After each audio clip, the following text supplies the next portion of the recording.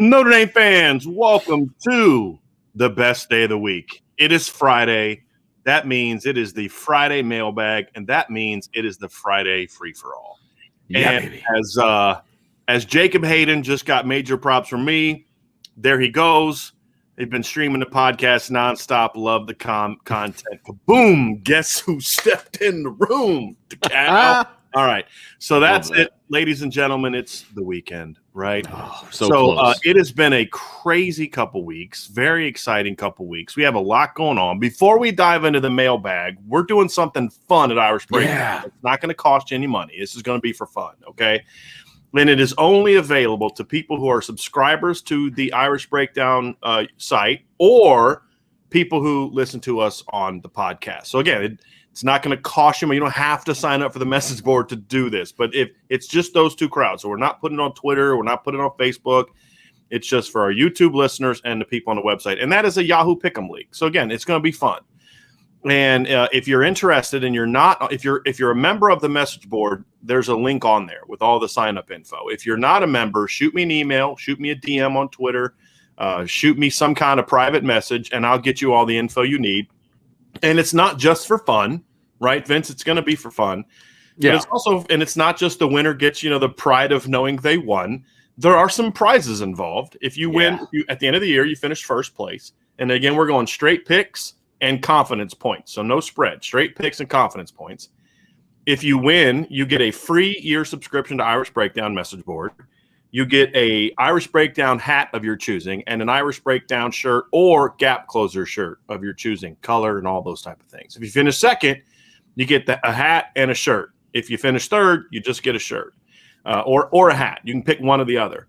Nice. If Vince or I finish first, second, or third, we'll just take the next person. So, when Vince finishes first and I finish second, then, third, fourth, and fifth will finish first, second, and third. So you get plenty of free Irish Breakdown stuff, okay? So that's what we're doing. So it's going to be a lot of fun. It's just going to be a weekly thing. It's on Yahoo, so I'm not going to do ESPN. So that's the start. So that's what I just wanted to kind of get that out of the way first. Just let people know about that. If you're interested in doing the Pick'em League, just shoot me an email or DM. Or if you're a member of the Irish Breakdown message board, there is a link on there. Or if you've been wanting to sign up for the message board, that makes this the perfect time. Yeah, man. To get this thing going. So that is it. And with that being said, Vince, let's dive into the question. Do you have? We did. Yes, go ahead. Yes. Yeah. So we always throw up our super chats because we wanna thank everybody that is donating and all that fun stuff. Well, I had a very pleasant surprise this morning when I went to my school mailbox. There was an envelope in there addressed to me, to the school, and this is weird. Maybe it's the Coaches Association, whatever. Yeah. And please don't show it, by the way. Just no. Okay. Right. Yeah. So I opened the envelope, and there's a wonderful note in there addressed to myself and Brian, saying how much they enjoy the podcast and Irish Breakdown, and it was a donation to the company, and it was anonymous, and so I'm assuming that the anonymous person either watches or listens, and so I just wanted to throw my thank you out there for the support. Absolutely awesome. Absolutely made my day. It was really cool to get something like that in the mail. Yeah. And look, we always appreciate the financial support. It allows me to do this full time. It allows me to, keep paying Vince and hopefully someday we can, make enough to where we can pay Vince full time and he can leave teaching. But it's just more about, we put a lot of hours into this stuff, not just the podcast, but the website and all this kind of stuff. Sure. And just notes like that, people telling us how much they appreciate it is very, very, that stuff means a ton to us. Mm-hmm. I just wanted to pass that along. So don't want to get too touchy, feeling emotional, but that was just above and beyond. And we appreciate so much. Our message board, my goal by the end of August was to be at 200 to 250 people. We're way past that now. It's just been tremendous to see the growth of Irish Breakdown. And it's up. It's all because of all of you. So it's tremendously appreciated. But enough of the touchy-feely. Let's get into it. Let's talk some football. Let's go. Let's get going. All right. So let's go. Jacob Hayden, he says, you guys mentioned in yesterday's show that Buckner was slowly closing in on Pine. assuming that's because Buckner is such a special talent, not that Pine is regressing. That is a great question. Yes. Because it is not because Pine is regressing at all. I've been very impressed with what Drew Pine has been doing when I see him. He's been doing great. And Mike Hutton, our new beat writer at Irish Breakdown, was at yesterday's practice. This is the first time he's seen the team, and he said, boy, Pine's a pretty good football player, right? Yeah. Now, we didn't see much of Tyler Buckner yesterday. I think it's just one of those days where it was his day to kind of get a little bit of a breather, as we've talked about. But I've talked to multiple sources that have told me the same thing. And they've been telling me this for the week that Buckner's just playing so well that it's going to be hard not to play him this year. Yeah. Yeah. So it is 100%, Jacob. That's a great question. It is 100% about how Buckner's playing. It's not about Pine. Because look, Brian and I are so high on Drew Pine. Yeah. I mean, yesterday you said Drew Pine played well yesterday. Yeah. Yep. He sure did. I mean, when he had time. In one of the clips, I mean, he showed his athleticism by getting outside and running up the sideline. I mean, that shows not only a mental from the correct read in the backfield. Because it was a read zone, correct? Wasn't it a read zone? Yeah. Yep. It was in our Irish Breakdown highlights, by the way. Is what he's so go check that out. But it was a great read, and then he showed how fast he is when he can get out on the perimeter. So, I like I said, he's been playing really well. It's just Tyler Buckner is also playing very, very well, and the competition is close, which is great. That's what you want. You want guys to push each other. So I'm all about it. So great question, Jacob. Yes. Kevin B says last year Drew White and Bo Bauer basically split snaps. This fall it seems like we are hearing a lot about White, but not as much about Bo. Will this be a rotation or mostly Drew White this year? Rotation. It's definitely going to be a rotation. Yeah. And that's the thing is what we have to understand is this is a great question, but the one thing we have to keep in mind is we've seen 2 full practices out of now. Today will be the 13th practice, right? So that's if somebody had 2 great practices when we were there, it doesn't mean that the other person's not, right? Now, I think Bo Bauer is going to have a role this year, but Vince is a little higher on Bo than I am.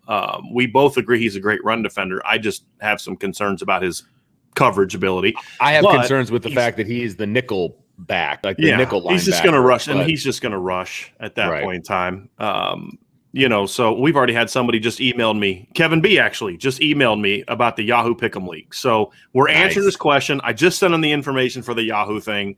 So we're really rocking and rolling. But no, I expect Bo to definitely be a part of what they're going to do this year. And the thing that Marcus Freeman has said publicly and privately, so he's not just saying this publicly and so people will be happy, but this is something he's also said privately. He doesn't look at it as first team, second team. He at most positions. Now, some positions there's a clear difference between 1 and 2, right? And he's talked about that 1A, 1B thing. And so when you look at the 3 technique, is there any doubt that Jason Adamiola is the best 3 technique that they have? No, there's no doubt. But he's not going to play 75 snaps. Number one, I don't know if any lineman can do that nowadays. And number 2, that'd be silly because then, he's not fresh in the 4th quarter. He's not fresh in November and those type of things. So who's your 1B? It's Riley Mills. And you have to be able to say, hey, we're going to play both of these guys a decent amount of snaps. Right. And I think that's some of the things they did last year in the past at defensive line. They'd play that starter a little too much, in my opinion. And we saw it last year too, Vince. The run defense started to wear down late in the year, even against Syracuse. We saw them giving up runs that what they didn't normally give. And then the same thing will be a linebacker. If Drew White's playing like an All-American, Bo Bauer's still going to play. If Maris Luafau's playing like an All-American, J.D. Bertrand and or Shane Simon are still going to play. Kyle Hamilton's going to take some snaps off to give him a breather. Be prepared for that. They are going to throw waves of people at teams this year. Now, how the reps get split up is going to be determined by one of 2 things. The gap between 1A and 1B. And then also I think there's going to be times they're going to ride the hot hand. I mean, that's going to be it. And there may be times where Bo is just, for whatever reason, against a certain team is just keyed in and he's just making play. Right. They may put him in for an extra series or 2. So we're definitely going to see a rotation. But it's just difficult and challenging for, even like we had 3 people there yesterday. I know Irish Illustrated sends multiple people to every practice, right? Even with multiple people there, you can't watch everybody, right? Like it's 1, 2, 3 people. You can't watch everybody enough to then give an evaluation of how they're performing. And sometimes we're going to watch guys that maybe, or we may not watch guys that honestly, if I was at the 2 practices, I'd probably watch almost no Kyle Hamilton. Right, because we know I'd pay what he's very about. little attention to Michael Mayer because right. I already know who he is. I'm more curious about the number 2 and 3 tight ends. Absolutely. I'm more curious about who's going to be the 2nd, 3rd, and 4th safeties. And I think Bo Bauer's kind of an established commodity now. Correct. We know what we're going to get from Bo right. Bauer. Yeah. And I think the reason Drew White has been more talked about is because A, he wasn't really around much in the spring, right? Bo was. And 2, because I think Drew kind of took a step back last year, and the hope is that he's going to take a step forward. So I think that's why the storyline of Drew White has been discussed more.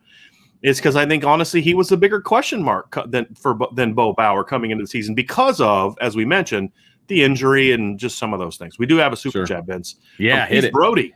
Chief Brody giving us the super chat. Thank you, Chief. Much appreciated. He says, do you think Notre Dame will really look to put the boot on the throat of some of the weaker teams and put them away early this season? I hope so. I mean, I really do. I really hope that they do, because I think that there's still national people that are going to be paying attention to what Notre Dame is doing, right? And Notre Dame needs to be convincing in some of their wins. They just do. Now, they're going to have plenty of opportunity for quote-unquote big games where they can still stake their claim. But good teams need to be good teams. And I think at some times in the past, Notre Dame hasn't necessarily put teams away early enough. Maybe by the end they do, but not when they should, which allows then you to get more guys in, et cetera. So, yeah, I hope that they do. And I don't think any team goes into the season thinking, well, we're going to let teams hang around for a while and then we'll put them away later. That's never the intention. But I think Notre Dame has the firepower on offense, and I think they have a good enough defense where that should be the case, where they should be able to put some teams away earlier this season. But we'll see. I mean, for me, it's the answer is no. It's not about putting the boot on the throat of some weaker teams to put them away early. It's just more about, as Vince was talking about at the end, it's more about, is that your philosophy? Right. Last year's team was not putting anybody away early. If Notre Dame scored in their first 3 or 4 possessions of the first half, they were only going to score 21 to 24 points. Right. Or, 24 to 28 points. Right. If they got 3 touchdowns. And with their red zone touchdown percentage last year, it was probably going to be 20 points, 2 touchdowns and 2 field goals, just because the nature of how they played was going to run the clock out. So if another team scored a touchdown and got a field goal, then the lead wasn't going to be super huge. That was just the nature of what Notre Dame did last year. If this team is what we think it's going to be, then they will accomplish what you're talking about, Brody, Chief Brody, and that is that they will bury teams because they're going to be more explosive. They're going to be more of a big play, looking for the big play. Not so much looking for the big play of, hey, let's generate a scheme to throw the ball over top, but generate, big plays, meaning we're getting the ball out to the perimeter. We're spacing things out, which big plays can come from a screen. Big plays can come from an inside run. Sure. But it's more about having a philosophy of, we're looking to really attack you. If they have that philosophy, then it'll just be who they are. Alabama doesn't go into a game and say, hey, let's really run it up early. We're going to do what we do. Exactly. We're going to do what we do. And that's going to result in us being up 50-0 halftime against Mercer. Right. Well, same thing for Notre Dame against Toledo and Purdue and Navy and Georgia Tech and teams like that. If they do what they do and they are what we hope they are, think that they're going to be on offense this year, then we're going to see that. Right. The boot on the throat thing that's going to be interesting for me is, what does Brian Kelly do when he lets the second and third teamers get in there?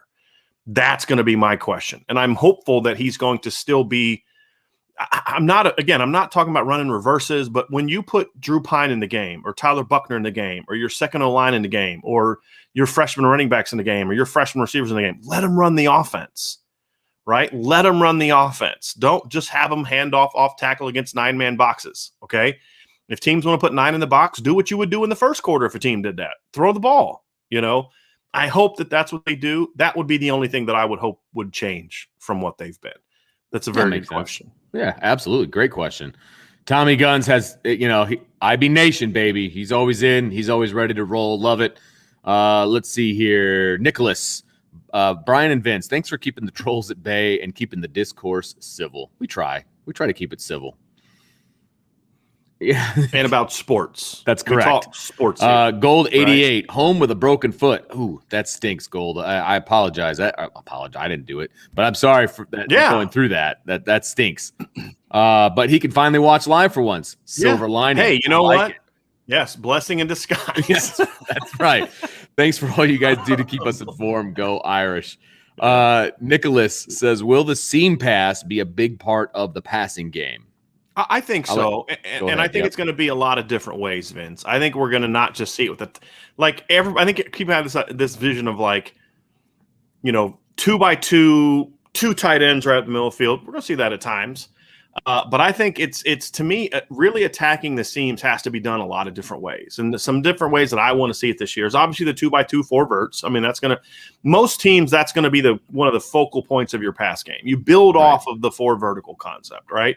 And if you can be good at that, then that just makes everything else work a little bit better. Right. And Notre Dame has been a 4 verts team for a while. Now 4 verts has obviously the check down, the comebacks if they're playing off and things like that. But you build off of that, and then there's the 3x1 version of it, which is number 3 going up the backside seam.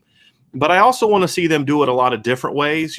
Attacking that seam with ISOs, attacking that seam with maybe delay seams, from the backfield or tight ends where you're actually attacking the seam, but more of an underneath the coverage because you've had some sort of delay, then free release where you're getting the linebackers up, getting the safeties back, that kind of concept, things where maybe you do some inverts at the snap, where maybe your outside guy kind of does an inside release up the seam, your inside guy, just simple things like that. But, attacking it a lot of different ways to make sure that their eye discipline is being challenged. That's a big thing for me. You've got to make the defense's eye discipline be challenged. You have to attack them a lot of different ways. And so those are some things. I also want to see them do more of attacking the seams from the opposite side, like Alabama does a great job of this. Oklahoma does a pretty decent job of this, but Alabama and Ohio State, for me, do a great job of this. And that is, using concepts to try to attack the seams rather than with a so there's, as I said, there's a horizontal stretch and vertical stretch. Actually, the 4 verts concept, even though it's called 4 verts, it's actually a horizontal stretch because you're stretching the defense from left to right across the field. A vertical stretch is more of a high-low. So the flood concept we've talked about where you've got like a go route, a deep out, and then an under. So it's like 3 levels. That's considered a vertical passing stretch, okay? One of the things that Bama does a great job with is they'll take like that backside receiver and like run them on a post, a deep post, and then have like a guy kind of clear that underneath coverage, whether it be a back on a check down or a tight end on a quick out or someone on a shallow. And then they'll bring somebody else on the backside and drag them in kind of intermediate zone. They did that a ton with Devontae Smith, and he would get open every time because you're layering the defense, and then you kind of bring him into that zone. That's another way I want to see them attack the seams, but it's doing it in a different way. Instead of doing it this way, you're doing it this way.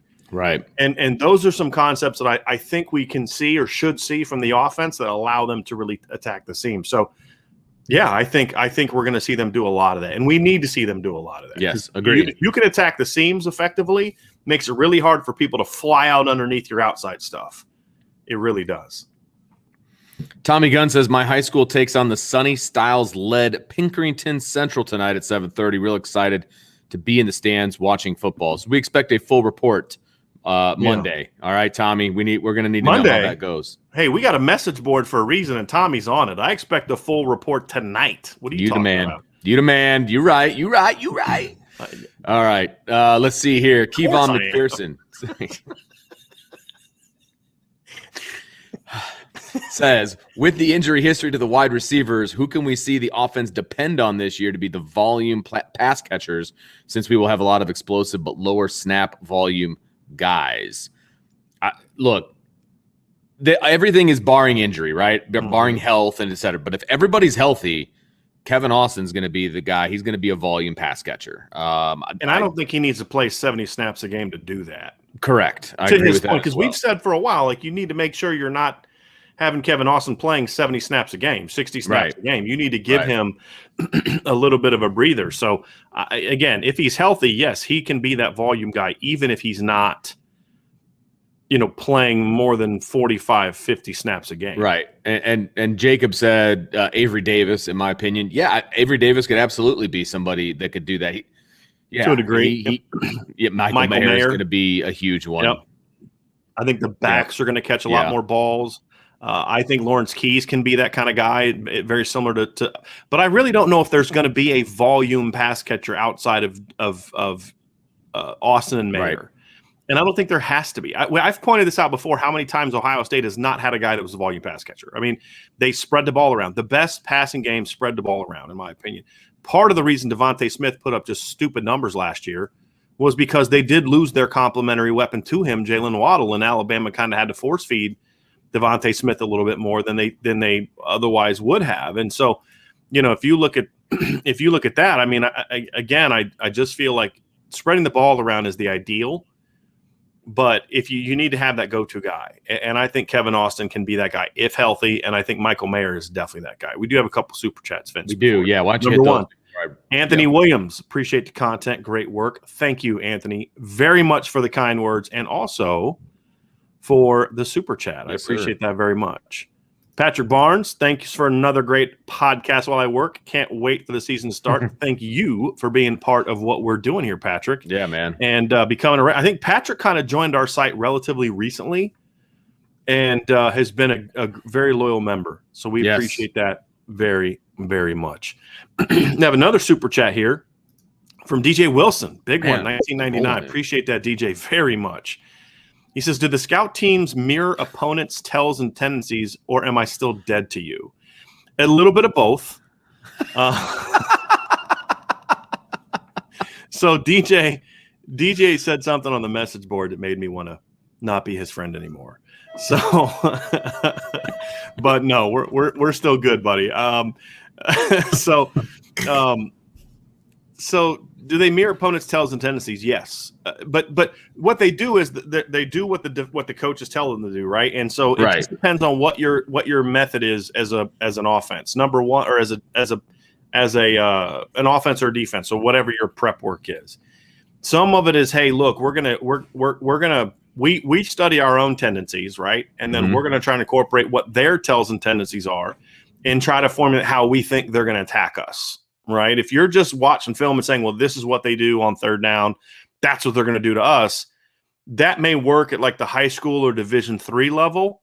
It doesn't work at Notre Dame because those coaches are a little bit more advanced, a little bit more nuanced. They have a little bit more time with their players to where they can say, hey, look, this is what they do. Here's where we think we can find a weakness, even though that's not what we've done the last two games. We think that's what's going to work against Notre Dame. It's a lot more nuanced than what you see at the lower levels.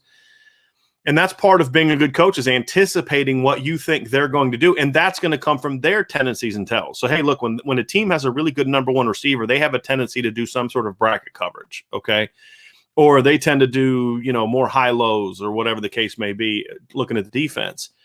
And so you try to take your tendencies and tells and try to work around them and then try to use what you think that they're going to see from you to your advantage. So, hey, look, we've had a really heavy – the last 2 weeks we've been – when we go 12 personnel and we line up 3-by-1 with a tight end and a wing, we're real heavy with this action, right? This run action or this pass action. So we're going to come out, and the first time we do that, and we're going to do exactly what they think we're going to do. But then we're going to come right back 2 plays later, and we're going to motion back to that, and we're going to run a play action and take a shot at it, right? And so you do those things. And then, of course, you look for their tendencies and tells, and you'll have your scout team work on that thing. So, hey, look, tell your quarterback. So here's an example. When I was at Duquesne, that we played a team, and they had a pit transfer that was a safety. He's a really athletic kid. And he had a tendency to, sometimes on cover 2, he had a tendency to flat foot. Some games he did it, some games he didn't. So my head coach and I were kind of arguing all week about whether or not our double post concept, which was our best play that year, we called it Dolphins, would work against them. He didn't think it would. I thought it would. He said, you can't run it against cover 2. I said, I know that, but we can run it against this version of cover 2 because this guy flat foots. So we saw that tell. And so he was hesitant to run it. We're playing them. We jumped up on them big. It was like 20-0. They had like a pick six. They started climbing back. They made it. I think it was about a touchdown game at that point in time. And so during our next possession, they had just scored. Say, Coach, let's run Dolphins. We got Dolphins. And he was like, it's not going to work. They're playing cover 2. And I'm like, look, I'm seeing the tell. He's flat-footing. He's been flat-footing the whole last 3 series. So then after a few choice curse words and threatening to stick a fork in my eye if it didn't work, I said, just run it. And so we ran it. He flat-footed. Yarden Brantley runs over top of him. We hit a post route for an 83-yard touchdown. Now, against that coverage, it shouldn't have worked. But because we saw a tell that occasionally he did, we were still prepared to run a play that otherwise we would not have practiced much had we not saw that tell. So then in practice, we would do that. I'd have to say, hey, look, just on this play, just flat foot. I want to see the quarterback read this out. So there's all types of things that you do to prepare for those moments and to prepare for those games. And it's part your tells and those type of things, but then also figuring out what their tells and tendencies are. And you have to be able to have an answer for both of those, especially in the bigger game. Sometimes against some like Toledo, it's just like, hey, look, we know that they know we're going to run inside zone here, but we're going to do it anyway because we're working on something here, you know. But usually you're going to try to look to exploit those type of things, especially when you're playing the better opponents. You're still muted, Vince. All right, there we go. Thank you. Tommy Guns says, if you guys had an Avery Davis pass button to Reese, similar to the Staples Easy button, where when pressed, it's a special Avery Davis pass play, what games and situations would you use it in? You get 3. Go ahead, Vince. Okay. So the first one, I would use it in game 1 right off the bat. And the reason I would do that, because there's different philosophies on this, right? Game 1, you don't want to put everything out there, blah, blah, blah. I'm the opposite. I'm putting all kinds of stuff out there because I want people to prepare for everything. And I want them to have too much to prepare for. And therefore, they're not going to be super well prepared for what we do best. And so I'm putting it out there in game 1. So I guess my first one would be Florida State.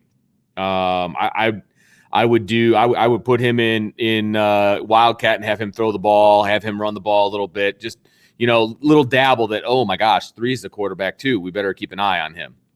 I wouldn't show everything out of that package, of course. But I would show a few things so that they're actually having to prepare for that package.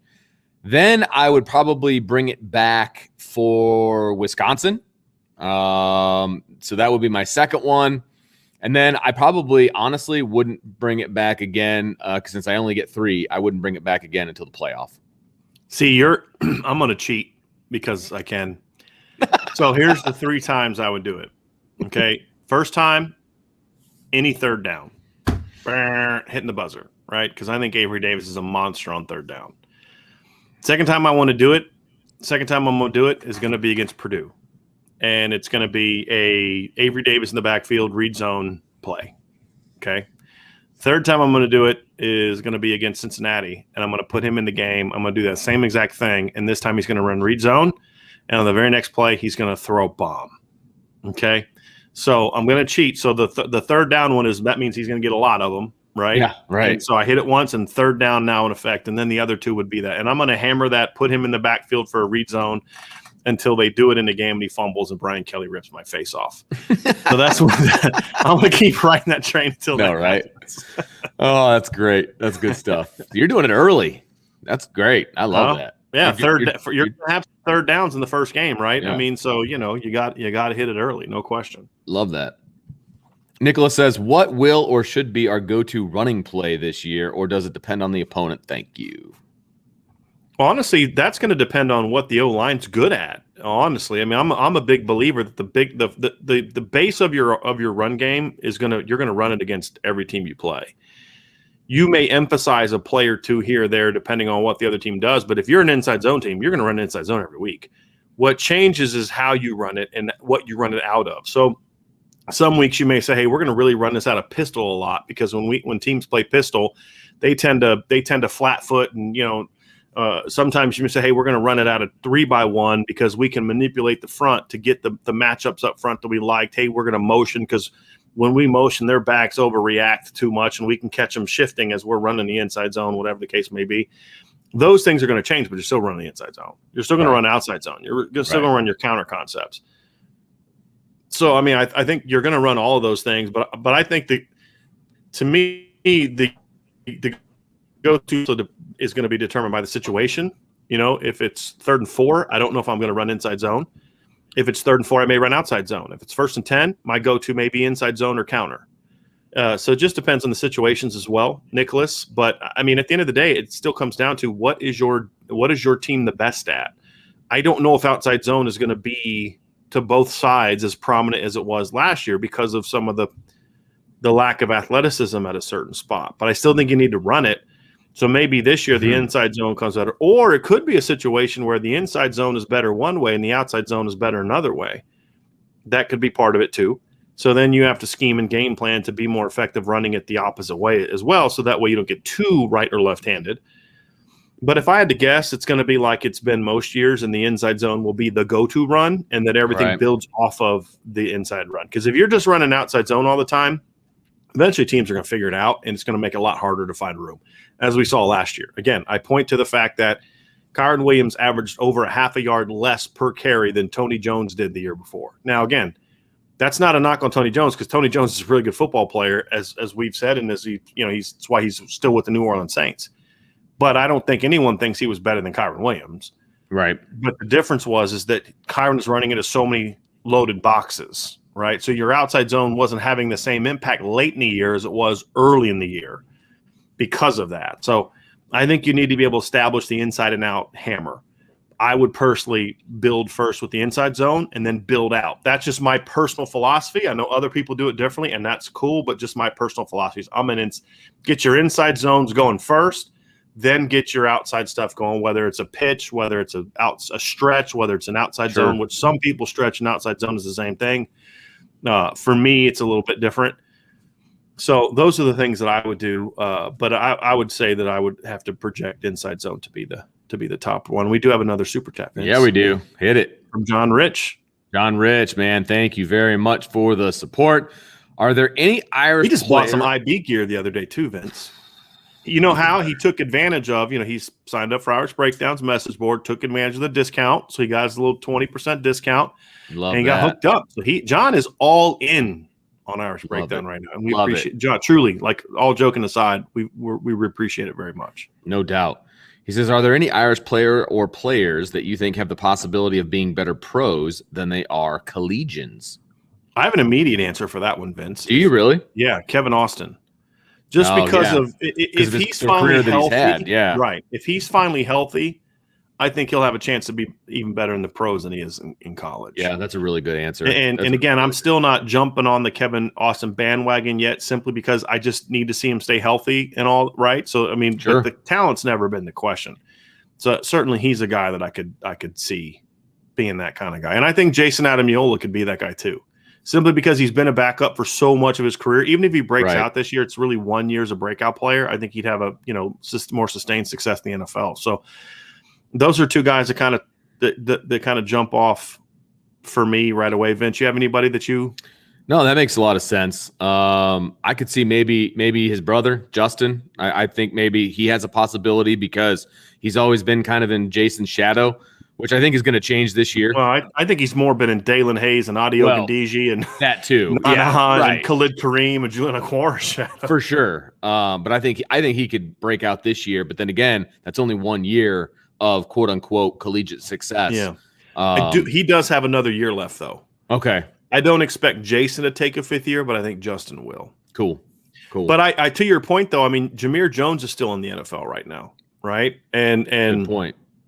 I think Justin's definitely a better player than Jameer. And Jameer had a really good final year at Notre Dame. That was such a, stepping up. Dalen got hurt. Yeah, right. And then he stepped up and did some nice things. Had a great remember he had a great rush against Virginia. Weren't they going to redshirt him that year? Yes. They were going to redshirt him that year because they knew they were going to lose Dalen. They knew they were going to lose Julian. And he decided, because he had taken one for the team the 3 previous years by being on special teams so much. Right, exactly. And so they were going to redshirt him because they were going to lose all those DNs. Well, then Dalen got hurt against so they early in the year. him. And right. And so then they took the red shirt off Jameer. He had a really nice pass rush in the Virginia game, and then he steps up and he got some good playing time the next few weeks. But then Julian went down, and Jameer really stepped up, and so you loved seeing that. But I think Justin's a better player than Jameer was because I think he's stronger and bigger and more capable of playing at the NFL. And I think if he does end up getting some snaps at Viper this year, I think that's going to help him. Because it's going to help him show that he can be a 3-4 outside linebacker, which ultimately is the role that I think he'd fit best in at the next level, sort of like a Bradley Chubb type of 3-4 guy. So that's a really good pick on that one, Vince. I didn't even think. I mean, I'm thinking about Jason. I didn't even think about Justin. Sure. Because even if he stays at Notre Dame this year, he's not going to be. He's not going to put up 15 tackles for loss. Sacks. He's going to be part of rotation. Exactly. Yeah. So yeah, that's a real good one. Every once in a while, I get you. All right, here we go. I'm not going to use that expression about the dog and the sun and the shining and all that. No, there's an expression out there that probably applies. Kevon McPherson is responding to the volume wide receiver, etc. He says, I think Avery, Joe Wilkins, the tight end room, and the running back room will take the volume of targets for us, and we'll see Lindsey, Styles, Austin, and dudes like that with higher yards per reception.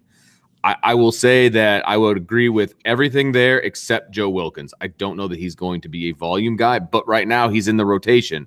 So, I mean, we'll see what that looks like. He's going to play, but I don't see him being, like you said, I don't see him being the high volume. So, hey, Vince, we've now tied a record. Jay Clampin Investments. I mean, when you got Benjamins as your avatar, and then you come with this one, wow, that is amazing. So I appreciate that. Jay Clampin Investments with the huge super chat, man. I appreciate you very, very much. And he says, new business owner to new business owner. Thank you, my friend. Been to at least one game the last 43 years until COVID.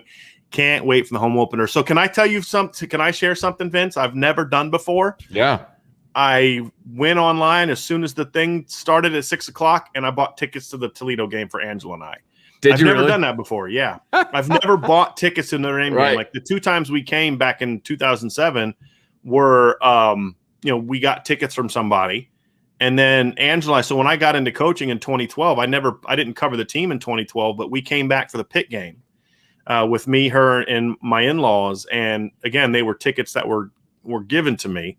So this is the first time I've ever actually bought a ticket to a Notre Dame game. So it's pretty kind of cool. I felt like, sweet. I'm officially, I'm with y'all, So yeah, so awesome. we're gonna be at that game together. So can't wait I'm with you because it's gonna be different. You know what I mean? Like I'm gonna be covering, I'm gonna be watching so that I can see things, so I can give analysis, but I'm not gonna be sitting there. That's what you're gonna be doing. That's what Mike's gonna be doing. That's what Grant's going to be doing. So it's going to be kind of interesting. It's going to be my first time watching a game, not from a press box in a long time. And you better darn sure believe I will be cheering. Okay. They don't let me do it in a press box. You can't tell me I can't do it in the stands. Okay. You're going to have your laptop on your lap. Dang well I won't be cheering. I'll be sitting there taking notes and okay, they're in tray formation. Totally.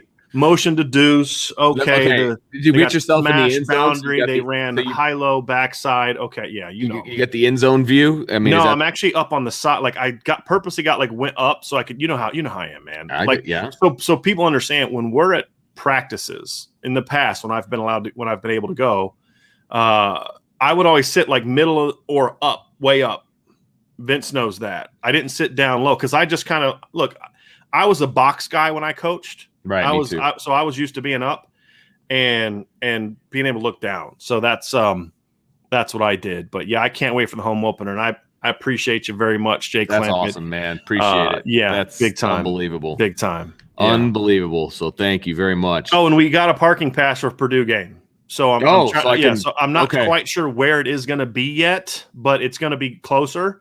So we're all set for. I will let my contacts know because I had some people with their feelers out. All right, cool. Yep. Very good. Kevon says, Joey Tenona and Zionsville take on my old high school Pike tonight. We'll be watching to see how he handles our pass rush and if my old school has any Power 5 talent. Should be interesting. Hey, high school football. Kevon. I believe Kevon's also on the message board. There you go. So if you don't jump on the board tonight or tomorrow with a little rundown of the game, I'm going to be a little upset with you. Yeah, so obviously he's in Indiana, so high school football starts in Indiana tonight. So very excited. I'm pumped. I call a game tonight. It's going to depend on what the schedule looks like, but there's a chance next Thursday I won't be on the podcast with Vince because I'm trying to figure out. There's some things I got to work out because I got some meetings and stuff scheduled for that day. But Nolan Ziegler and Josh Burnham play in back-to-back games in the big house in Ann Arbor next Thursday. I'm going to try to make it up there. I'm just not sure what there's also there's still some uncertainty on what the rules are in the state of Michigan for can you attend if you're not a parent. There's still some uncertainty there from what I'm just trying to wait to get answers because so I don't think there's going to be, but there's been no certainty according to what I was told last night. It's 100,000 people in the big house. I think they can spread out. Yeah. That's just not commenting on that, but anyway, so we'll see. So yeah, but it's that time of the year, where high school football starting and I'm going to try to get out to Merrillville here at some point in time, too, because I'd like to see Drake Bowen get into a game. So play a game. So we'll see how it goes. All right. Nathan Lytle, any coincidence that Carnell Tate is announcing 3 days after coming to Notre Dame for the Cincinnati game? I kind of think it's a coincidence, but I also feel like Carnell for a young kid is a master at playing the game. And I don't mean that as an insult at all. So knowing him, honestly, knowing him, I'd be more concerned that it'd be the opposite. You know what I mean? Right. If he was doing it for a reason, I don't know that he is, but I would most likely look at that as a coincidence until I hear otherwise. Nice. We do have a super chat. Hit that. Yep. Yeah, hit it. For Lucas Chapman. The secondary should take the next step, not just on an individual player basis, but also the help they will get from a more aggressive D line. First of all, Lucas, thank you for the super chat. I appreciate that very much. Very much. But I mean, look, I don't care how good your secondary is. If you don't have a good D line, your secondary is going to struggle. It just because you can't cover for. A perfect example is there's this clip on Twitter yesterday. It was Calvin Ridley against some guy, I think for the Patriots or something. I don't know. It was some those teams kind of do those practices against each other. And he runs this route and he does a stutter, then a go, and then he breaks inside, breaks outside, and he beats the guy by 5 steps. And I'm thinking, that's great. Great route. If the quarterback has 5.5 minutes to sit in the pocket and find the guy open, right? It was a one-on-one, I'm guessing, because that's what they do on one-on-ones, and that's why it's biased towards the offense. Exactly. Yeah. But the point is like if you have enough time, you're going to get open. Right. I mean, if you're any good, you're going to get open. So, yeah, I mean, absolutely. I think the best friend to the secondary this year is going to be the front 7, primarily the front 4. Right. So no question about it. No question about it. Let's see. Nathan says, we keep hearing about Logan Diggs. How is the man-child Estime doing? Well, from the practices that I've seen, the first practice that we saw a week ago, he was doing great. I mean, he's just a big back, and he was showing it. And he showed his athleticism. He got outside a couple times, trucked a couple guys. I mean, he's just a big dude. In this last practice that we saw yesterday, he was getting reps with the third team. He didn't stand out per se, but look, he's going to be the guy that kind of runs it up the middle, and there was no up the middle yesterday. There just wasn't. So he was getting stoned. And it doesn't matter how good of a running back you are. If you can't get momentum going, I mean, you're going to get stopped. It wasn't his day because it wasn't the offense's day. That's the best way to put it. Or the offensive line's day, I should say. So yeah, I mean, he's still doing his thing. I'm sure that they're all battling for playing time at this point. I don't think anybody has been decided that they're going to redshirt or whatever, if they even are having that conversation.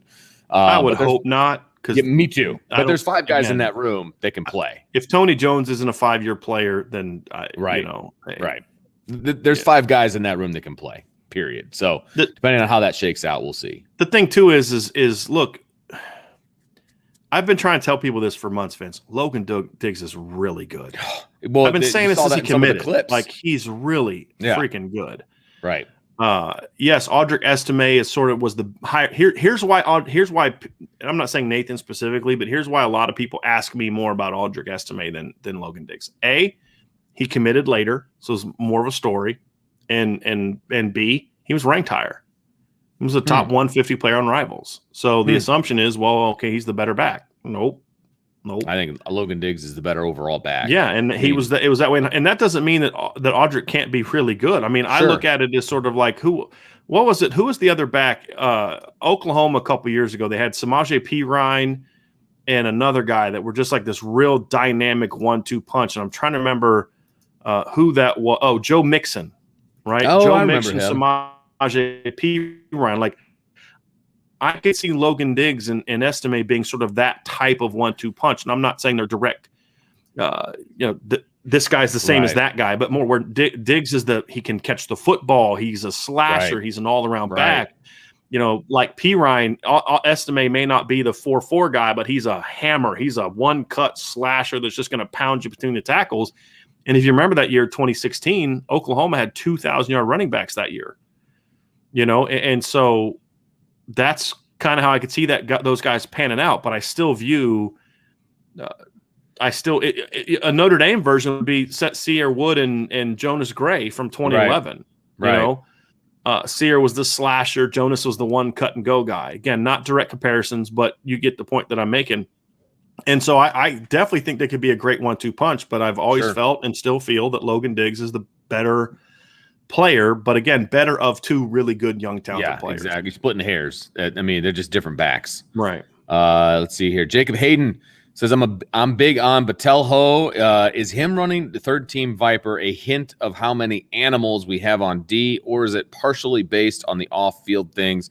In addition, is Viper part of our base D? Okay, you want me to answer this one, Vince? Well, Viper is part of the base defense. I'll put that out there. Yes. It's a position that they're going to move around. He may not always be on the line. It's not going to look like it did in the past. It's going to be a little bit different. Right, but Viper is part of the base defense, no questions asked. I'll let you answer the first part, though. Is it a hint of how many animals you have on defense, or is it partially based on the off-the-field things? I think it's a little bit of both. Mm-hmm. I think, look, sometimes when certain things arise and there are opportunities for other people to step up, people step up. Do I think that Justin Adamiola, who was projected to be a big end, was kind of thrust into the Viper role because of a need for another guy there? And it's not just because of Botelho. It's also because Will Schweitzer got hurt and because Devin Upau transferred. So it's not just Botelho. It's several things. And since moving there this summer and early in fall camp, and now that he's back, Justin's played great. And he's a little bit more of a complete all-around Viper. He can cover and he can do some different things. And so I think that's also part of it, because what I don't want to get into the situation is, okay, Botelho doesn't play a lot, Adamiola does, and it's because he's suspended. Well, no. If Botelho's playing at all, we're going to know game one whether Botelho is suspended or not, because and it has nothing to do with defense. He was one of their best special teams players last year. Yeah, good. If he's not playing special teams, then we're going to know something's up, right? Right. But if he is playing and he's the third end, a third Viper. It's going to be because mainly Justin Adamiola is out playing him so far. Right. I mean, that's going to be a big factor. And so to me, the answer is yes to both of those. I think it's part of it. But again, taking Brian Kelly at his word that Jordan is not suspended, they do anticipate him playing, which I believe. I think a big part of this is just Justin Adamiola is playing great right now. Do you think part of it's because do they move Justin because they think he can be better over at Viper, or do you think part of it was because Nana is doing a good job at big end, so they feel comfortable having him in that 2 slot? No, I think it's about the need of Viper because Nana doesn't necessarily have to be the number 2 big end. You can move Riley Mills out there. You can use Jason Adamiola out there, and Justin can swing. Justin can play both. Right. I think it's more about getting Justin. He's your next end, right? Okay. Justin's your next end. Yes, absolutely. He has played the Viper in the past, and it made sense to give him that shot. I don't know if they necessarily anticipated Justin playing as well as he has. I think he looks good too. I mean, physically, he just looks good. You watched him run on a wheel route with Kyron Williams yesterday. Right. He just looks good. I mean, I see. And that's after missing a week of camp with a hamstring injury. Exactly. And I had my eyes on him too because of that. And he did not disappoint. I'll say that. So I think it's a little bit of all of it. Yeah. Here's a good one. Michael Johnson says, "Good morning, IB Nation," and then follows it up with, "Brian and Vince, I might not be here the whole show. It's 1:30 Saturday morning here in Misawa, Japan." Wow. So that's why he said, "Good morning, IB Nation." Yeah, Michael, thank you. Holy Thank you for being with us this late at night. I'm curious, are you stationed there? Do you work there, or are you there on vacation? I'm very curious. Yeah. Because I got a text from a buddy of mine the other day. He was texting me at like a really strange hour, and I didn't ask him about it because it's not my business. But he's like, yeah, he's over in Europe right now. Like, and that's just what I love about this time of year. He's like, he's in Europe, right? Yet he can't stop thinking about Notre Dame football. Right. You know what I mean? And I had somebody else who kind of was like, hey, I'm out to sea and I can't access YouTube and what's the latest. And I just love that passion. It's like awesome. You're in Japan, it's 1:30 in the morning and you're listening to a flipping YouTube thing about Notre Dame football. I love it. I love it. It's awesome. Phenomenal. But Michael, thank you for being with us. Today. Appreciate it. That's awesome. Patrick McGrain had a response to the Adamiola situation, or a Batelho, I should say. He goes, "I want to say that him running with the thirds is to allow Adamiola to run with the second group and catch up to speed at that position." No. I mean, I would say that would be true if it was the spring. Right, but you're now 12, 13 practices in. And it's kind of you're working on what your rotation is going to be, right? Because look, let's be honest, Jordan Batelho needs reps too. Sure, he didn't play much Viper last year. It's not like he's a seasoned vet that knows what he's doing. He still has to learn things too. And I think that at the end of the day, I think they're both going to be factors this year. I do. And I think we're going to see Justin play all over. I think we're going to see him line up on the edge of Viper. I think we're going to see him play some big. And I think we're going to see him kind of line up in sort of like what Bo Bauer did last year. I think we'll see him do some of that stuff too. I think they're going to move him all over, but just because he's such a unique player, because he plays like a big end in some ways, but he's not built like a big end. He's built more like a Viper.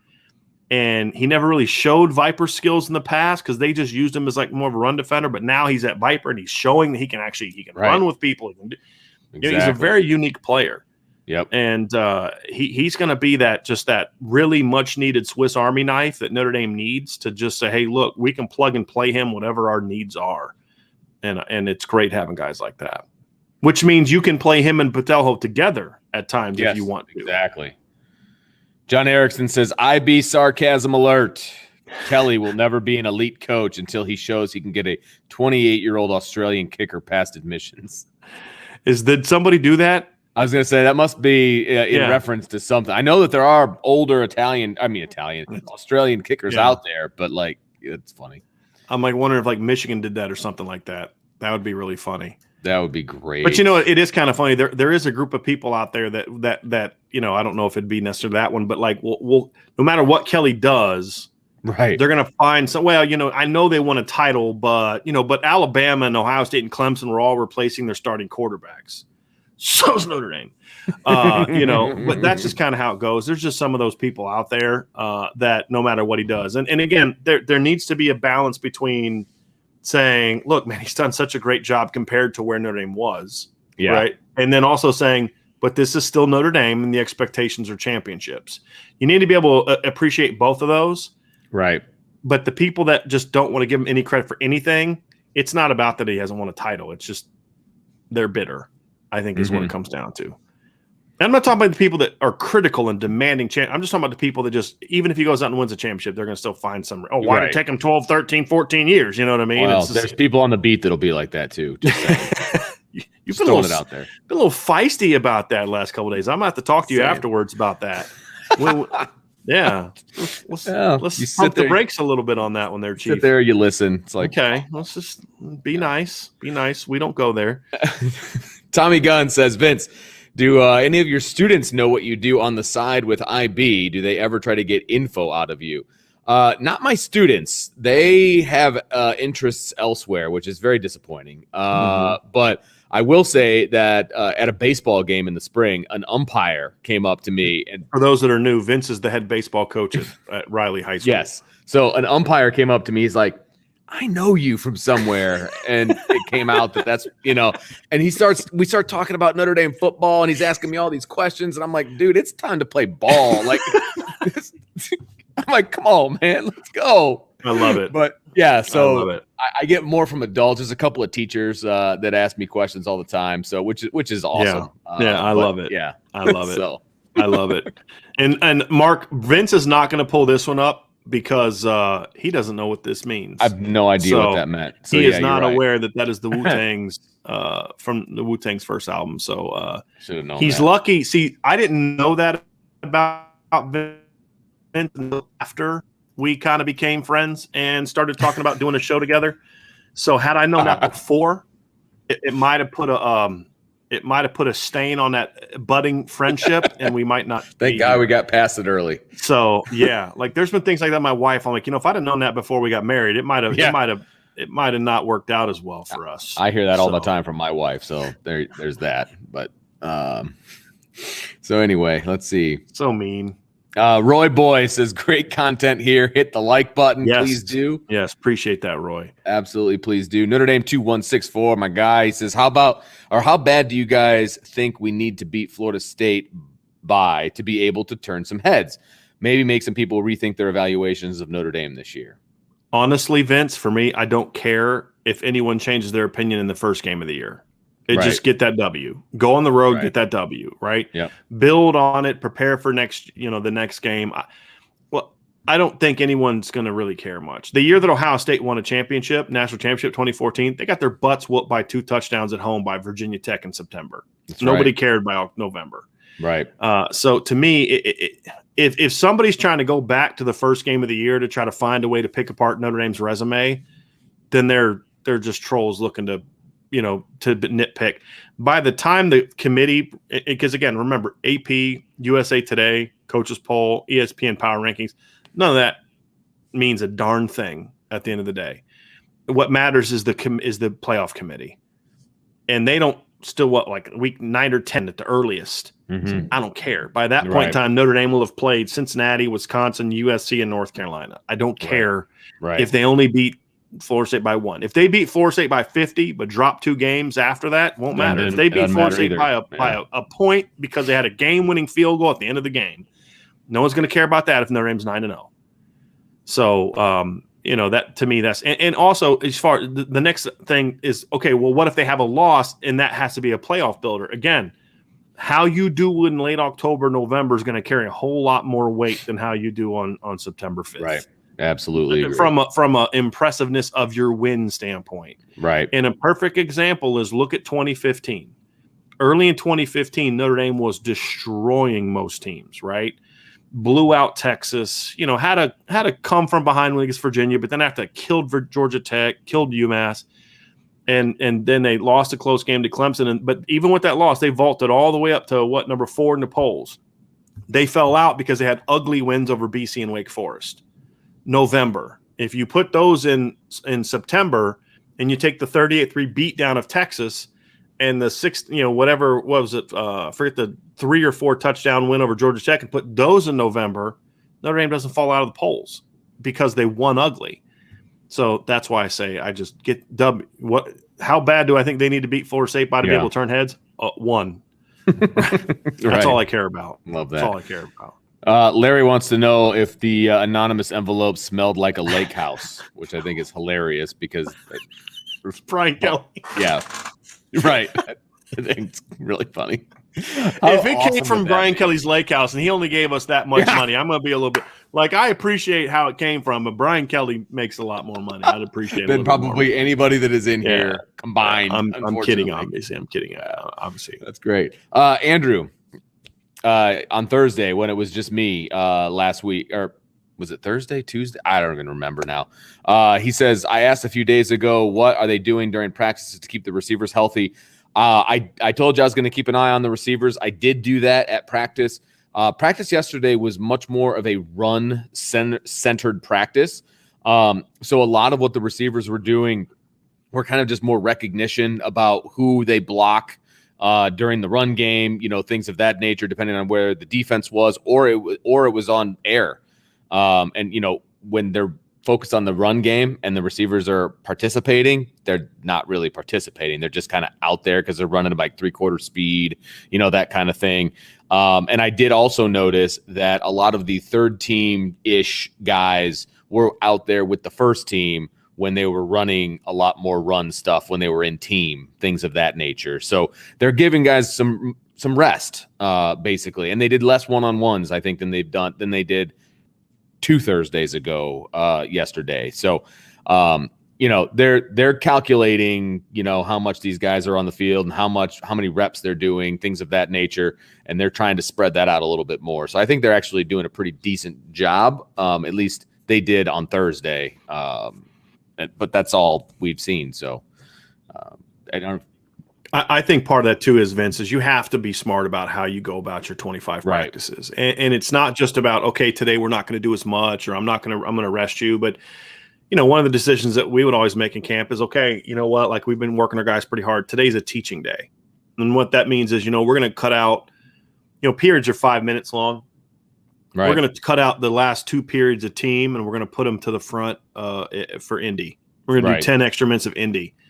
Really make sure we're working on, like you said, like route recognition for the defense, alignment recognition. So it's not a lot of flying of the ball, but it's, hustling to get lined up and things like that, which isn't as much wear and tear. We'll work on, as receivers, we'd work on, hey, look, we're just going to work today on our press releases. So, hey, get a release and go 5 yards, and that's what I need from you. Or, hey, today we're going to work on coverage recognition. Right. Okay. So, we're work on like 3/4 speed corner routes and safe, against us from the slot, against a safety who's squatted versus safety who goes this way versus safety who just bails straight. You work on those things sort of at 3/4 speed and really work on those top ends. Or what I would do sometimes was, in order to get them thinking quicker, is I would basically have them go 5 yards and say, hey, look, this is this 5-yard mark. This is your top end. So, and so the corners there, the safety's there at 5 yards.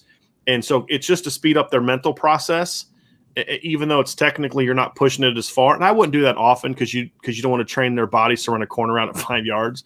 But it's about training their minds to see it at a quicker pace every now and then, on a day where I'm also trying to take about 5, 6, 7 extra steps off of each rep, right? So pushing that corner route to, working on the top end at 5 as opposed to the whole route. So things like that, because you're trying to take it, but you still need to get the good work in, right? And so that's why you have some of those days that you call teaching days, where it's not as much team, not as much banging, not as much of the other things. And it's one of those things. But honestly, at the end of the day, Vince, too, the biggest thing is going to be, that's why Rob Hunt and his group are so important. Yes. Making sure that they're, hey, whether it's ice baths, whether it's massages, whether it's, again, massages in the training room, whether it's whatever therapeutics they have for players to help them recover quicker. Right. It's making sure that, hey, today was a hard day. We got to really make sure that we're getting these guys hydrated afterwards. Or, tonight's a night where we're going to get a good meal. Or, hey, we pushed them hard today. Let them sleep in tomorrow. Or, let's make tomorrow whatever the case may be. That's all part of preparing your team. It's not just going out for 25 practices and busting your butt for 25 practices and you're ready to go. Right. You may be mentally ready to go, but physically you're going to be worn down. So, okay. Good Brian, question, by the way. I got to roll. It's about that time. I know. I am at 12:40. Okay. I don't know if you can get it. Yeah, I'm actually, I was hoping you'd be able to answer this question. That one. Oh, okay. I'll stick around to answer this question. Just answer it, and then I'll answer mine, and you can take off. Yep. It says, question for you. If Notre Dame had to join a conference, what one would you think they should join? To me, it's no to the Big Ten. If I remember, they had their chance and said no. It's 100% twice. no. They said Big Ten said no to Notre Dame twice, and Notre Dame said no to the Big Ten once. Yeah, that relationship, no, I don't want them a part of the Big Ten. For me, if they're not going to create their own conference, like we kind of talked about a few weeks ago, which I thought was a lot of fun, but realistically, if they're going to join a conference that is already established, I'm fine with them joining the ACC. But I would see if they could poach, a Penn State or something like that to join the ACC to make it 16 if they're going to go super conference. That's what I would do. I think that's the path of the least resistance right now, and that's probably where Notre Dame has its ties, obviously, with the ACC. But because Notre Dame would be 15, you would need a 16th team. So I would go hard for the Nittany Lions. I think that would Yeah. be a better fit in the ACC. So. And I saw something the other day. It was like Penn State, West Virginia, and Central Florida with Notre Dame to get to 18. Okay. That would entice me. Yeah, I would be okay with that. Somewhat entice me. If you had to, again, this is only if you have to join a conference. Right. So, I would be okay with that. Yeah. Cool. So. Thanks, Vince. All right, guys. Have a good weekend, and I will see everybody on Monday. All righty, so let's get back to some questions. D-Rock with the question here. So he says, what are our chances of getting Cardinal Tate? I was in the Ohio State podcast yesterday and asked them the status of locking him in. The sports writers felt very confident. Ohio State sports writers tend to feel very confident about everything related to Ohio State. Do I think Ohio State has a shot at Cardinal Tate? Yeah. Do I think stretch they've been the leader? Yeah. If I were given odds today, I'd probably go 51-49 in favor of Notre Dame. I would feel like it could certainly change, but I would give Notre Dame the slight edge. That's just my view. I could be wrong, but that's my opinion based on things I've heard and other type of things. So we'll see how it pans out. Eric 1863. This is a good one. Hey guys, need a Notre Dame game to go to outside of USC in North Carolina. Going on vacation during that time because they will officially be outside of tax deadline season. Much needed vacation. Would have loved UNC because I did 2017 USC. That was a great game. Any recommendations would be appreciated. Eric, for me, obviously getting to one of the early games is nice because it's been so long since we've been able to be at a game. Toledo, Purdue, obviously would be good. The game for me, though, that I think every Notre Dame needs to go to at least one Notre Dame Navy game at home. I do. I think that's a great game. It's a pageantry. The flyover's awesome. It's just the respect is awesome. That's a game that I always feel like I always recommend that one as one to go to, the Navy game for sure. And it'll be November. It'll be a little easier to get tickets there. So obviously you have to deal with the cold, but it's a great, great game to go to, in my opinion. Kevin B says, Brian, is your email brian@irishbreakdown.com? Can't find it on the website anywhere. Yes, it's brian@irishbreakdown.com. But you already knew that because you sent me an email during the show. And I have answered it because we got Kevin now set up for the Irish Breakdown Yahoo Pick'em League. Oscar Castaneda says, how good is Maris going to be? Hearing great things. It's still too early to tell how good he's going to be, Oscar. I think he can be really good. He's long. He's athletic. He can hit. He can cover. He's smart.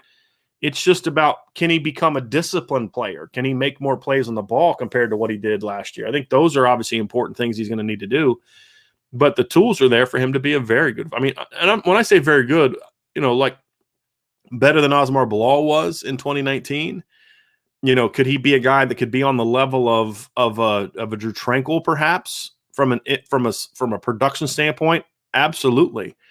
With a little bit better cover ability as a linebacker. So certainly he has a chance to be that. Will he be that? Your guess is as good as mine. We need to see him do it. But I have very high hopes for what Maris could be. I gave him a 4.5 star upside grade coming out of high school, which means that of a top 50 ranked recruit. I think if it all, again, it's got some work to do. But I always felt that was the ceiling for him because he's so athletic. I had one source very close to the team who told me this summer that he was the linebacker that had the highest ceiling. Of all the linebackers on the roster, including Prince Colley, they said Maris was the guy at the high ceiling, which I think says a lot about how they view him.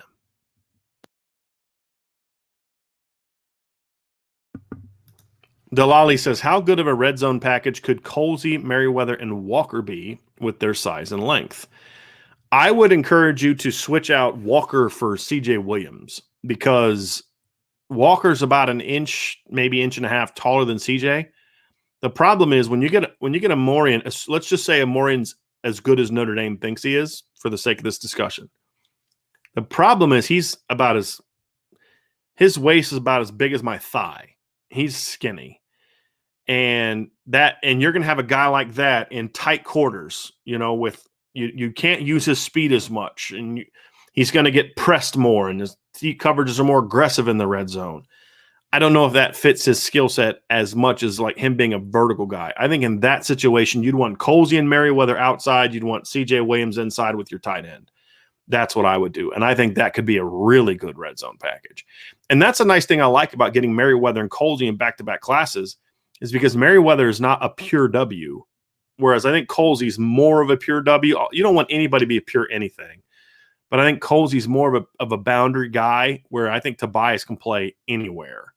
And that's part of what makes him so good, in my opinion.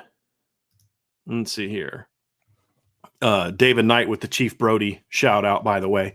And then Chief Brody says, it seems to me sometimes that when Notre Dame gets on a good winning run, there are these games they let a weaker team hang around too long. I'd say that's true, but I think that's true of just about everybody. I mean, you look at Clemson. We've talked recently about Clemson and their issues with Syracuse. I don't know what it is about Syracuse, but that team, for whatever reason, just seems to always play Clemson tougher than most teams. Alabama had a game last year against Ole Miss where you're like, how did they not kill that team? And I remember when Ole Miss had Hugh Freeze, they beat Alabama twice, and I don't know what it is, but everybody has that, I think, at times. You look at Ohio State every year, they're like, look, who's beat Ohio State in recent years? It's not Penn State. It's not Wisconsin. It's not Michigan. It's been Purdue and Iowa and teams like that.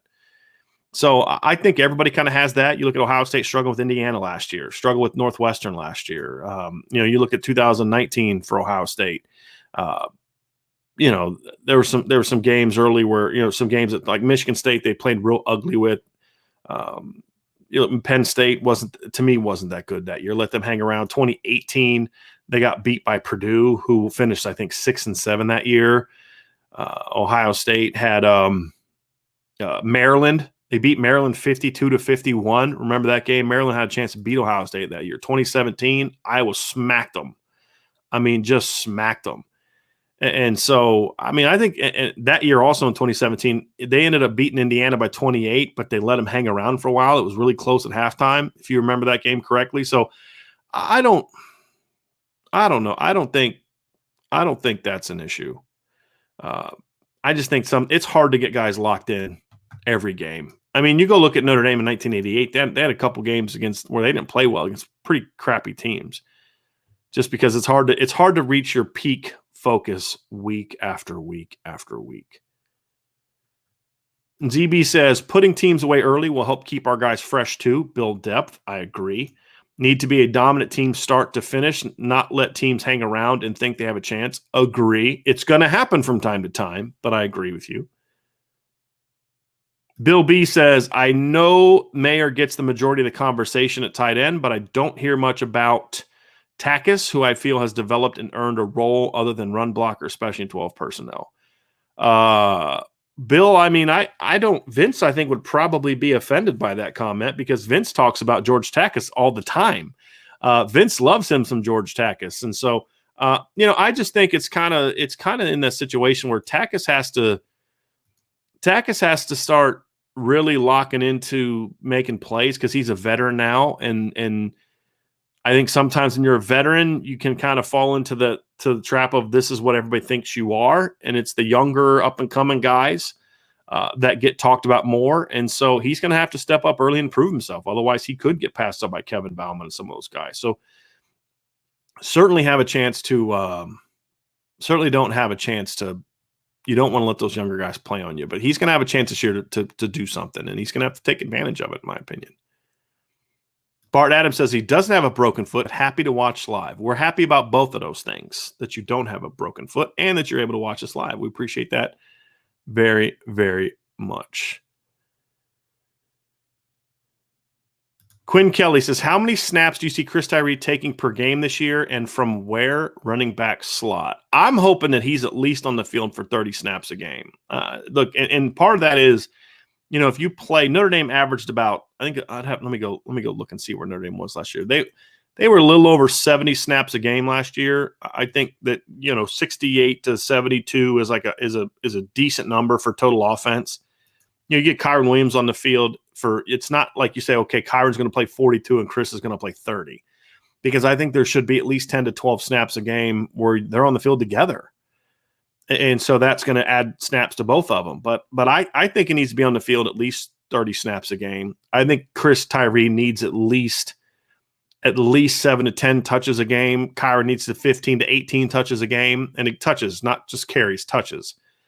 And that's kind of where I want to see that.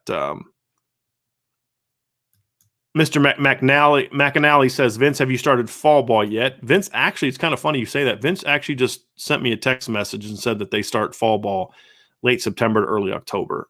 So I wanted to answer that. So clearly Vince has kind of looked ahead and saw that. So he did say that they will start fall ball in late September to early October.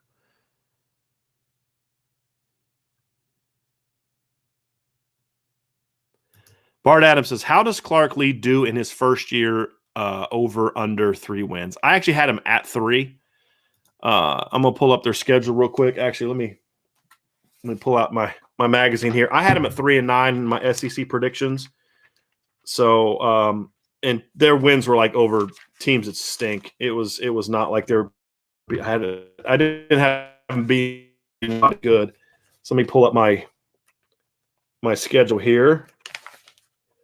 So Vanderbilt plays East Tennessee State in their opener, and then they're at Colorado State, home against Stanford, home against Georgia, home against UConn. So right there, East Tennessee State and UConn, I see 2 wins.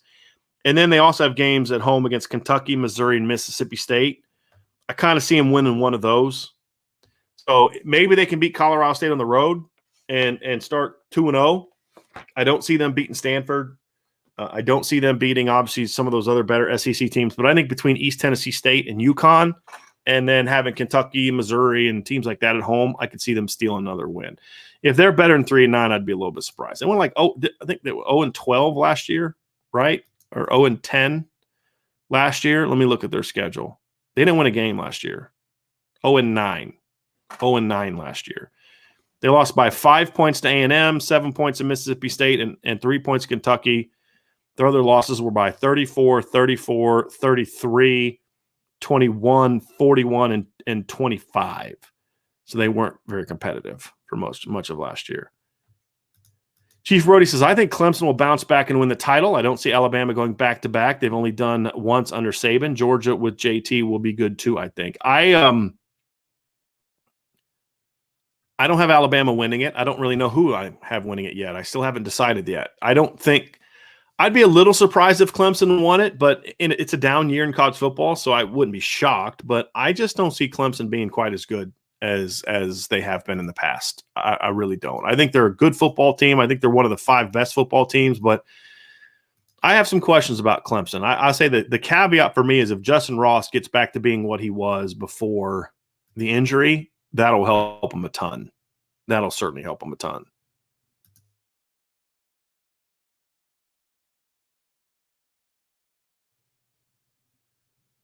Mr. McAnally says, so that's going to be a question for Vince. So I apologize. Chili says, hey, fellas, who gets the praise if Fisher and Patterson are All-Americans? What do you mean, who gets the praise? Chili, could you follow up on that and just kind of let me know what you're referring to there? Because I'm not quite sure what you mean by who gets the praise. All right.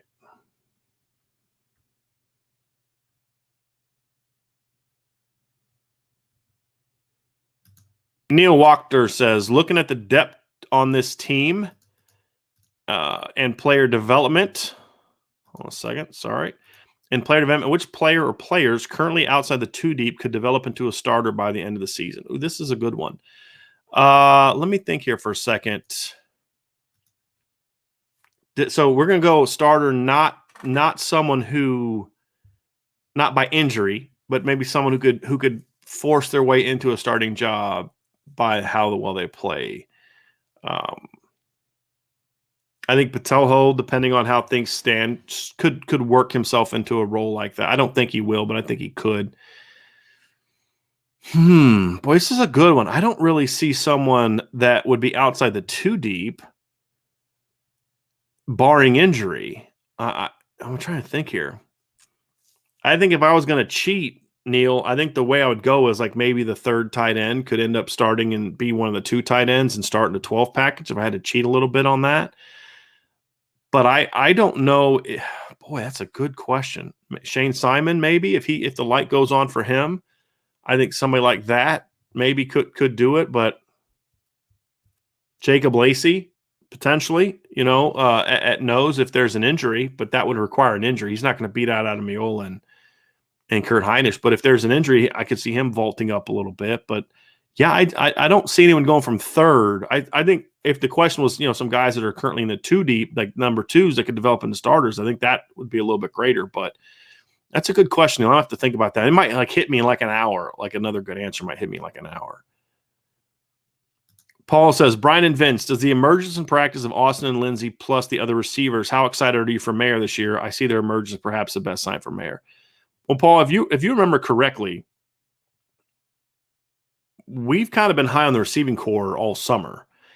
So I'm not surprised by their emergence, but before I get too excited about what they're doing, I need to know going into the Florida State week that they're healthy.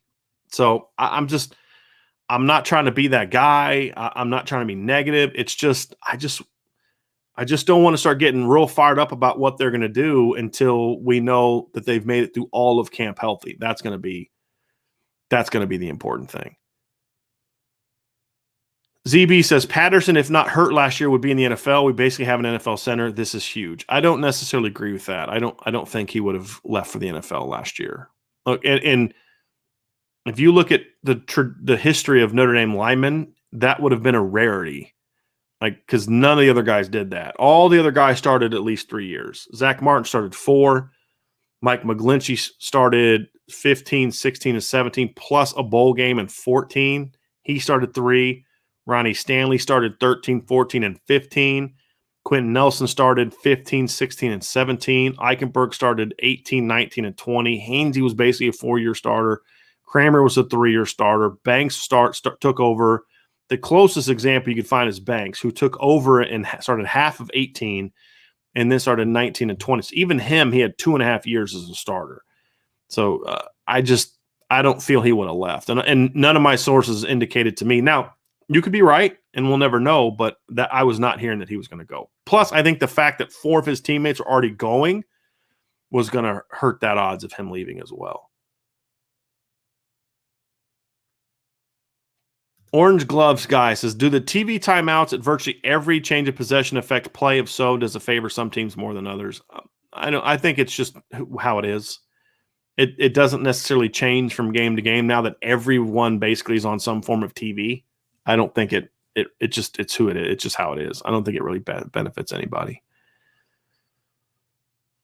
It would be different if there were timeouts like in the middle of a possession, like if you're trying to go on an incomplete pass, kind of like how you do it in basketball. I mean, it's a little different because possessions just constantly change. But in basketball, you have like you have the TV timeouts in college, but if you're kind of on a run in basketball and ball goes out of bounds and you get that TV timeout, sometimes you don't want that thing to stop. You don't want play to stop because you want to just keep going. You're hot. So I think in football, if there were like TV timeouts in the middle of a series, like if they say, hey, anytime once we get to the 10-minute mark, the next play, we're taking a TV timeout, I think that would impact teams. I think doing it in between possessions is something that it's just what you get used to be honest with you. So I don't think that really impacts things a lot. And that's just I could be wrong, but that's just my read on it. Tommy Gunn says, sitting here with my 2 girls, 4 and 5 years old, surprisingly, they're actually watching and listening. Well, welcome, Tommy's daughters. We appreciate you gals watching very much as well. All righty. Let's see here. Jacob Hayden said, you guys said Kane had a bad day yesterday, but I don't see him being an effective pulling guard for obvious reasons. Do you see them pulling the other guard, or are pulling guards not a thing anymore? No, they'll still pull him, and they'll still pull the guards. They're going to pull the guards quite a bit. They're going to run counter. They're going to do things like that. There's no question about that. To me, it's look, just because a guy is not a great puller doesn't mean you never pull him. It just means you got to be smart about how you pull him and when you pull him. I mean, there's times where you can pull on certain concepts. You don't need him to pull far. Against certain defenses, you're going to run your counter, and he's going to do a quick pull and just hammer somebody and kick somebody out. There's a time and a place for that where that can be effective. So I think that's a positive. I think that's something he can do. Is he going to be a guy you're going to pull and then get on the perimeter, like a pin and pull system? I don't think you're going to do that. But that's another thing. Against certain looks, you can run to his side, and he's going to pin down or block down on the guy covering the center, and then the center can pull. Jared Patterson can pull. So I think you can still work around that, in my opinion, and still pull. Connor Nepper says, what are the guys most excited for more for this season? What are you guys most excited for this season? Seeing the offense thrive or seeing the defense get better with Freeman? I'm going to speak for Vince because we've talked about this a bunch. We're both on the same page of we want to see the offense. I mean, we expect the defense to still be really good. That's not going to change. For us, it's going to be about, can the offense become dominant? That's going to be the key for Notre Dame at this point in time. Can the offense become a dominant unit? That's what I'm excited to see. Because honestly, Connor, that's the thing that's going to keep Notre Dame from getting to that next level if they don't, or it's going to be the thing that takes Notre Dame to the next level if they do. So the offense being so important to what Notre Dame does is why there's just so much excitement on our end of seeing what they can do, seeing what that group can be, and can they reach what we believe their potential to be as a program. Hey, Michael Johnson says, can we use Avery as an option QB with Chris Tyree? I'm sure they could. I don't think that they will. It's a very good idea, but the reason I wouldn't do it is because the option takes a lot of work. Avery wasn't really an option quarterback in high school. I mean, they do some read zone stuff, but I don't remember him doing any option in high school. And it takes practice, a lot of work to get the mesh with an option down. And I don't think they'd be willing to invest the time in doing that. I think it'd be more of like a read zone kind of thing, maybe an option, but I think it'd be more of a read where he would pull and keep it as opposed to running like a triple option kind of thing. Just my opinion on that.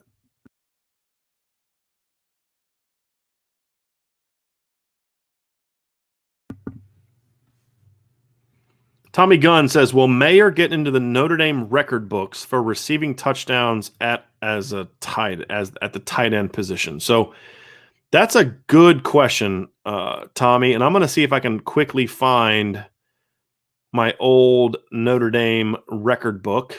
There we go. There's the media supplement, and see if I can see if they have tight end touchdown receptions. I believe it's in there. For all-time touchdown receptions for a tight end. So let me go ahead and find this. So receiving touchdowns for a career. All righty. Touchdown receptions for a season. So tight end touchdown receptions for a career is you've got Ken McAfee is number one all-time with 15. You've got Tyler Eifert is next with 11. And then according to this, you've got Anthony Fasano, Kyle Rudolph, John Carlson, and Derek Brown all are in there with 8. And I'm looking to see here. Yes, Cole Kmet had 6 his last year, which Cole Kmet's touchdown receptions in 2019 of 6 tied him for the most in a single season with Ken McAfee. But he didn't have any touchdown receptions his first 2 years. So if Michael Mayer stays 2 years and he doesn't have at least 7 more touchdowns, which would put him at 9, which would make him third all time, I'll be shocked. He needs to average 2 or 3. He had 2 this past year. If he only averages 3 each of the next 2 years, he's going to be tied for third all time. So yes, I would expect him to be there. Now, will he tie McAfee or pass McAfee? He'd need 6 1 year, 7 the next, just on average, to tie McAfee. He'd have to get more than that. So is it possible? Yeah, absolutely. I don't see him being a 4-year player, though. If I knew he was going to be a 4-year player, then I'd say yes, I think he could do it. But I don't see him being a 4-year player. Joseph Salvatore, happy Friday, Brian and Vince. 2 questions. Thoughts on the performances of some of the indie players in preseason games, and what do you guys think about us likely losing out on Schrouth? So I normally don't pay attention to the NFL, but I was bored the other day and kind of looked and saw what some of the NFL guys did. Tony Jones had a really nice, he looked quick. He looked like he had some burst to him. He played very well in that game, had a big fumble, which obviously you can't do, but I thought he ran really well. Chase Claypool had a good first game. He got knocked out of a recent practice. Javon McKinley had 2 catches for 40 yards. That was good to see. Julian Aguara had a sack. So, I saw some of the numbers that guys did, but I don't know how those guys played overall. So I don't have a comment on that. I'll tell you something that was pretty cool the other day. I saw a tweet of Robert Hainsey snapping a ball to Tom Brady. on the sideline of a game because he's out with, I think, an elbow or a pec injury. I forget which one. Yeah, some kind of upper body injury. He should be back maybe the next preseason game. If not that, definitely the next one. But that was pretty cool to see that. But I don't I don't have much more than just seeing the stats, so that's been cool to see. But I'm going to do a dive here probably this weekend and just see how some of those guys like, because the guys I'm curious about are like, how's Jalen Elliott doing? How's Brock Wright doing? How's Javon McKinley doing? Like, how's Nick McLeod doing? Some of those guys that are like, maybe borderline Tony Jones. I care more about those guys than like Claypool or Eichenberg or Banks and those guys, because like those guys are high draft picks. Ian Book is a 4th round pick. I mean, he could struggle this camp, but he's not going to get cut, right? I mean, so it's like I care more about how those guys that are like on the fringe of making a team are doing, and that's the ones I'm usually pay the most attention to. We're to that point where Jay Clampett left that big super chat again, so I just wanted to give you another shout out for that. I really, really appreciate that very, very much. John Erickson says, I believe there will be 5 stars coming out of nowhere this fall due to them losing their junior years to COVID. We may look back and realize it's a good thing we haven't filled up our class yet. So I think, John, that we will see guys coming out of nowhere. I don't know if they're going to be 5 stars, though. That'd be quite the jump. But I do think the premise of what you're saying is true, that we're going to see some guys emerge that we don't really know a lot about. And we kind of already seen that with Ashton Craig. We saw that a little bit with him. John Kesmerick says, Brian, I always really liked Equanimous St. Brown, and I always felt like he was somewhat underrated. How do you view his career at Notre Dame overall? I think Equanimous could have been a lot better. I think he should have been better. I think there were 2 reasons why he wasn't better. Part of it is not his fault. He was a part of a bad team in 2016, and he couldn't control that. But I also don't think in 2017 that Equanimous played with the fire you needed, the toughness you need to take his game to another level. I thought that he had opportunities I would hear from people that him or his dad, or mainly his dad, was complaining about Wimbush, and I'm like, well, okay, Wimbush certainly needs to get better, and he had plenty of misses that year. But I remember Brandon hitting him with some big throws too, and I remember him against Georgia giving Equanimous a couple of chances to go make big plays, and he didn't make them. And I just never felt like he was a guy that really had that fire to maximize his potential. And then he's got the NFL, and he's had trouble staying healthy. But underrated, I wouldn't call him underrated, because I think I don't think he produced the way he needed to produce or should have produced, even with all the circumstances that were going on then. I think he could have been really good, but he never capitalized on that really strong 2016 campaign.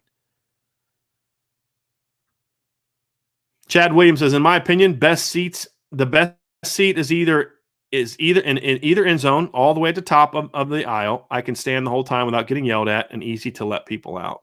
Yeah, I kind of like being high up too, even if they're not there. The couple times I've gone, I've tried to kind of get up there. I did that with my dad because I like being able to, like you said, I like to be able to stand and look down and see everything. And you don't have to worry about people in front of you or behind you or all that other kind of stuff. I agree. Andrew Goss says, should I go to Xavier Nwakpa's game? Yes. Yes, you should. Chad Williams says, I live in Hudsonville, I'm assuming that's Michigan, and our high school team plays in the Big House. And he says MHSAA has not sent any new updated COVID protocols for COVID. Chad Williams asks, do you guys think the O-line is young? 4 of the O-linemen have starting experience. Fisher is a generational talent. If Quinn can't get the group to perform at a high level, he needs to go. I think there's a difference between young and experienced. It's not a young group. You have a 5th-year senior, a 6th-year senior, a senior, and a junior set to start on your offensive line this year. It's only one inexperienced guy, or young guy, and that's Blake Fisher, who, as you said, is a generational talent. I don't expect the unit to play phenomenal in the first couple games because they don't have a lot of experience playing together. I would say if they're not playing well by the time that Wisconsin comes around, that's a coaching problem, in my opinion, not a player problem. And that takes account that I don't think Hayden Madden's the player that a lot of people think he is. I mean, there's an article at IrishBreakdown.com where ESPN named him a preseason first-team All-American. That's not who he is, in my opinion. But if he plays that way, great. But I just don't see it. But even with him being who I think he is, this should still be a good offensive line. Is it going to be great? Oh. Should it be good? Yeah, it should be. No question about it. Just your ordinary Joe. It's a good question.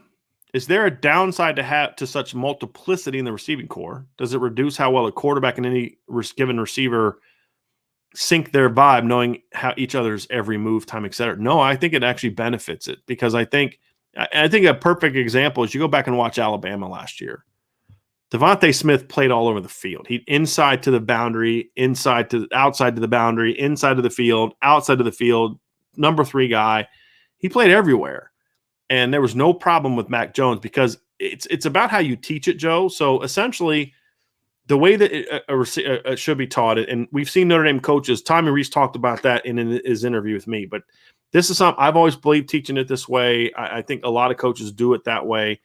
And that is, you teach things kind of conceptually, meaning you're not just teaching this guy's doing what the X does, you're doing what this guy does, you're doing what this guy, you're doing. So it allows the receivers to play all over, right? But for the quarterback, you're not going to line up every play and say, I'm looking for Devontae Smith. It's, I'm reading the defense, knowing that we want to get the ball to this guy, right? And then you've thrown these routes, all these different routes, you've thrown them 100 times to these guys. And so you kind of know what Avery Davis can do, whether he's in the slot, outside, boundary, field, whatever.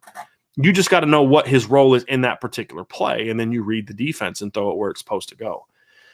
So that's kind of where I am for that one. I think the downside would be if you misuse them, but that would be more of a specific mistake. I don't think there is an overall downside to it. Andrew Sokolowski got tickets for the North Carolina game. So pumped, IB tailgate. There is not plans for an Irish Breakdown tailgate for the North Carolina game as of right now.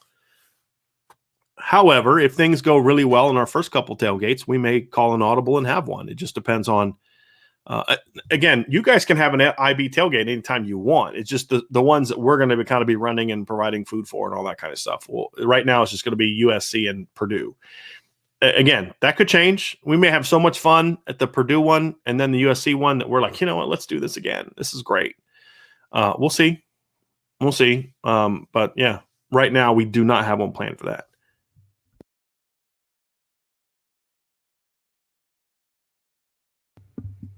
Jacob Hayden says, no injuries involved, obviously. I'd love to see Estime meet Isaiah Pryor during a live drill.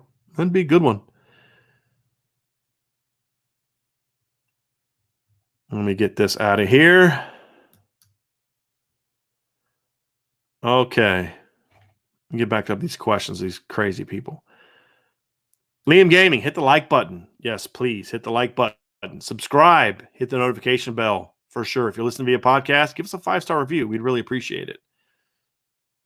Domer Grizz says, Mike Hutton is a great add to the IB family. I agree.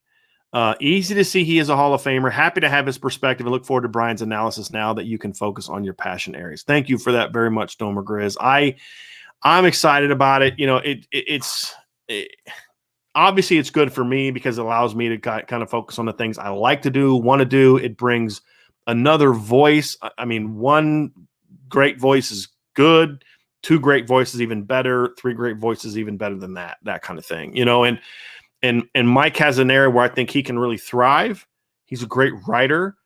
You know, it's been, I mean, it's very strong start so far. I mean, he's only been here. I mean, his first official day was Wednesday. He's already pumped out like 6 or 7 stories already. It's been awesome. And so we're excited to have him on board. And I think as we get closer to the season, you're going to start to see how it's going to be exciting. I mean, I'm looking at like the things I'm going to be doing this year for in season. And it's like, you know, expanded grades and breakdowns and all these other kind of things. I got some really exciting stuff planned that we're going to do video wise. It's only going to be available to people that are members of the message board. You can see the link below on that, boards.irishbreakdown.com. Things I haven't been able to do in the past because I just haven't had the time. but also some things we didn't do in the past because we didn't have YouTube going then. So I'm very excited about what this year is going to be. It's really hard to hit our stride when it comes to team coverage. Recruiting, we're not where we want to be yet, not even close. But this is, for the team wise, this is going to be a great. He's already been a great addition, and I'm very excited to see what he's going to do with us and keep it going. So.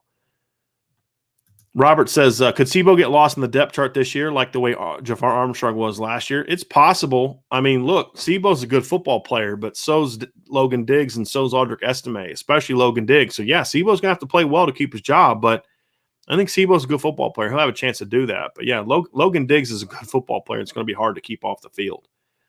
No question about it. Michael says he's a retired military, and I work with the U.S. Navy. So, again, Michael, appreciate your service very, very much, and you should be getting to bed soon. So actually, this is about 4. So he may be in bed now. So he said it was 1:30 in Japan when we started the show. So appreciate you being a part of what we do.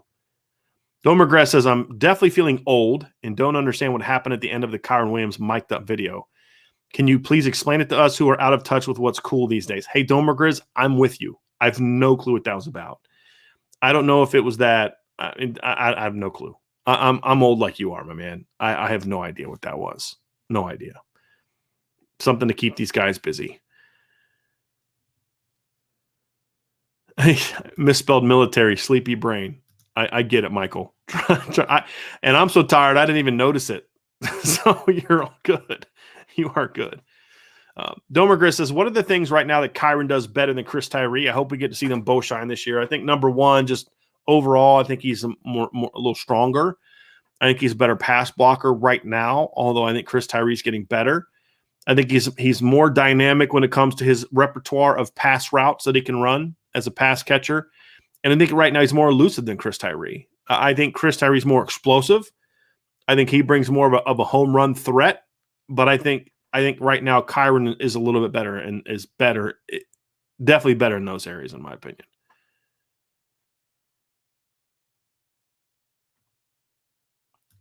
Pat Kowalewski. Great show, guys. Best place for Notre Dame content. Thank you. Curious to know how you project Kyron at the next level. I'm not sure of him as a Sunday player, undersized and lacks game-breaking speed. You know, to me, Pat, I think the perfect compliment for him is Clyde Edwards-Helaire, the kid from LSU a couple years ago. Clyde Edwards-Helaire ran like a 4.6 something at the LSU Pro Day, and he's smaller than Kyron Williams, but he's a great pass blocker or pass player, and caught 50 plus balls here. They won the title. And I could see Kyron being that. And look, the home run speed, the breaking speed, I've said this before, it just doesn't matter as much to me at running back. It really doesn't. If you have it, great. And I love that Chris Tyree has it. But I don't ding guys for not having it as much as others. I mean, Dexter Williams is an explosive runner, and he ran a 4.58. And I would expect Kyron to be right around there, if not a little faster than that. But, you know, to me, when I say undersized, I don't think he's undersized. I think he's short, and there's a difference. I think he's a pretty strong kid. I think he's an NFL player. Am I going to argue for how much of an NFL player? No, because I just don't follow the NFL enough to really say for sure. But people that I know that do scouting for the NFL or do cover the NFL, like Ryan Roberts, who we've had on the show before, thinks he's a borderline first-round pick. And so because I think he's a more expert at that as the NFL projection, I think that I kind of trust him a little bit more than I would trust myself on that one. William Wolf, great question. What can we expect to see in terms of differences between Cone and Book with this team? I think the ball is going to get out a lot quicker, and we're going to see him throwing guys open a lot more. You know, I think that the passing game overall is going to be more efficient, I guess, is the way that I could wrap it up quickly. I think he's going to be more accurate than Ian was. I think he's going to get the ball out quicker, not speed of his release, but just making quicker decisions, being more willing to throw with anticipation as opposed to waiting for guys to get open. So I just think the overall pass game is going to be better, and I think he's going to be more aggressive than Ian Book was. Do I expect him to run like Ian? Do I expect him to rush for 500-plus yards and do those type of things? No. But sometimes that's going to be a good thing, because I'd rather him get the ball off to a check down to Kyron Williams than for the quarterback to take off running.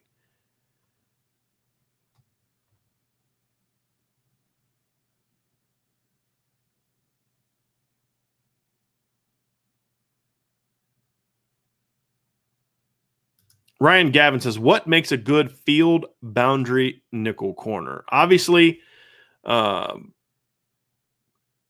think for me, Ryan, it just boundary. You want a guy that's got some length to him because he's going to be playing one-on-one. Doesn't have to be 6'3" like Cam Hart, but a guy's got some one-on-one.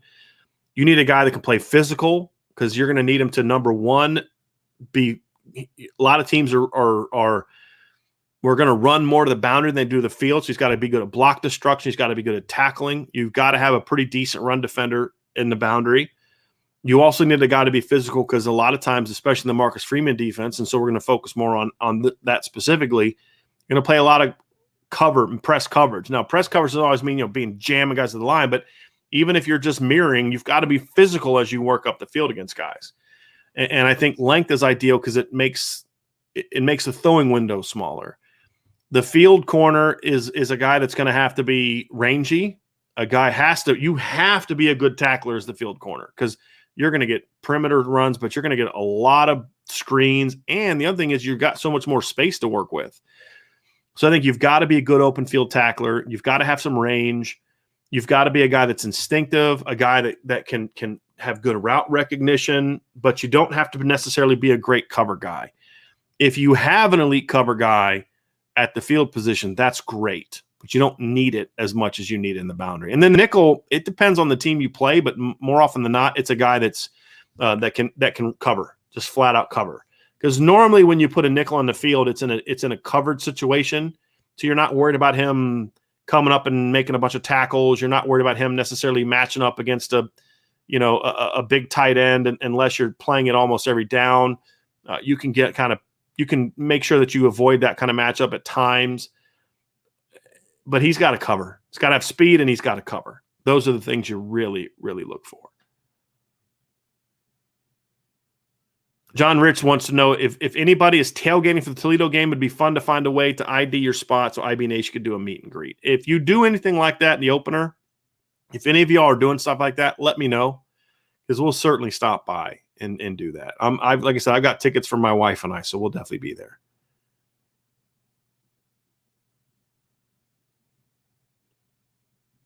Oh, Martin Demo says, went to the one Notre Dame Navy game. It was the first time in 200 years Notre Dame lost to Navy.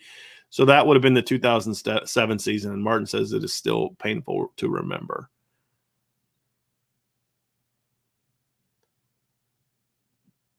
Brendan Burtis says, any word on Cardinal Tate's recruitment is going now that he has moved up his commitment date? Again, it's Ohio State, Notre Dame. I still like Notre Dame's chances more than a lot of other people do. It's going to be a battle. But right now, if I had to predict today, I'd pick Notre Dame. Am I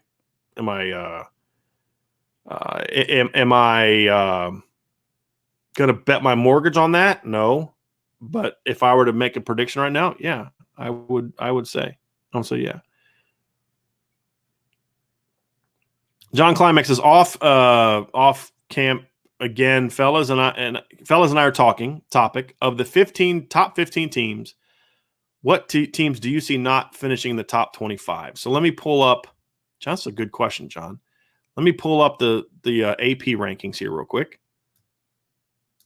All right, top 25. So I'm going to pull up the AP rank. So it's Alabama, Oklahoma in order. Alabama, Oklahoma, Clemson, Ohio State, Georgia, Texas A&M, Iowa State, Cincinnati, Notre Dame, North Carolina, Oregon, Wisconsin, Florida, Miami, and USC. Those are the top 15 teams in both polls. Of those teams, who could I see not finishing the top 25? I could see USC not finishing the top 25. I could see Miami not finishing the top 25, although I actually like Miami this year. I think they got a shot to be a good team, but they still play Alabama. They play Michigan State. They play Virginia. They play at North Carolina, home against NC State, at Pitt, home against Georgia Tech, at Florida State, home against Virginia Tech. It's not murderer's row, but there's enough. If they get blown out by Alabama, that's going to knock them down. And if they kind of lose 2 or 3 games the rest of the way, they could finish unranked. I don't predict that they're going to finish unranked, but I could see it. The other one is North Carolina. I got to look. Could North Carolina be a 10-win team this year? Yes. I have them 9-3 and winning the ACC Coastal Division. But I'm not as sold on them as a lot of other people are. I could see them struggling and falling down too. Those are probably the 3 off the top of my head that I would look at and say. Now, there's some teams right outside LSU and Indiana. I could see Indiana struggling a little bit this year. I'm not predicting it, but I could see it. I think their margin for error is pretty slim. But those are my picks on the inside. John Erickson says, Brian, sorry if I blindsided you, but I thought you might have heard. There's some agency in Australia that's been retraining ex-rugby players as punters and kickers and exporting them to the U.S. I had not heard that. I mean, I knew that there's been, in the NFL, there's been a lot of rugby guys, but I had not heard that.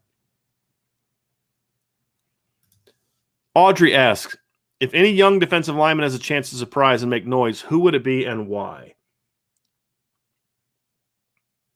So let's work with a couple of premises here. Let's work with a guy who's a first or second year player. Let's work with a premise that it's not someone who's already played a decent amount or that we don't already have expectations for. So we're not going to say Riley Mills, for example. So to me, I would have to say I'm going to go with Aiden Keanana.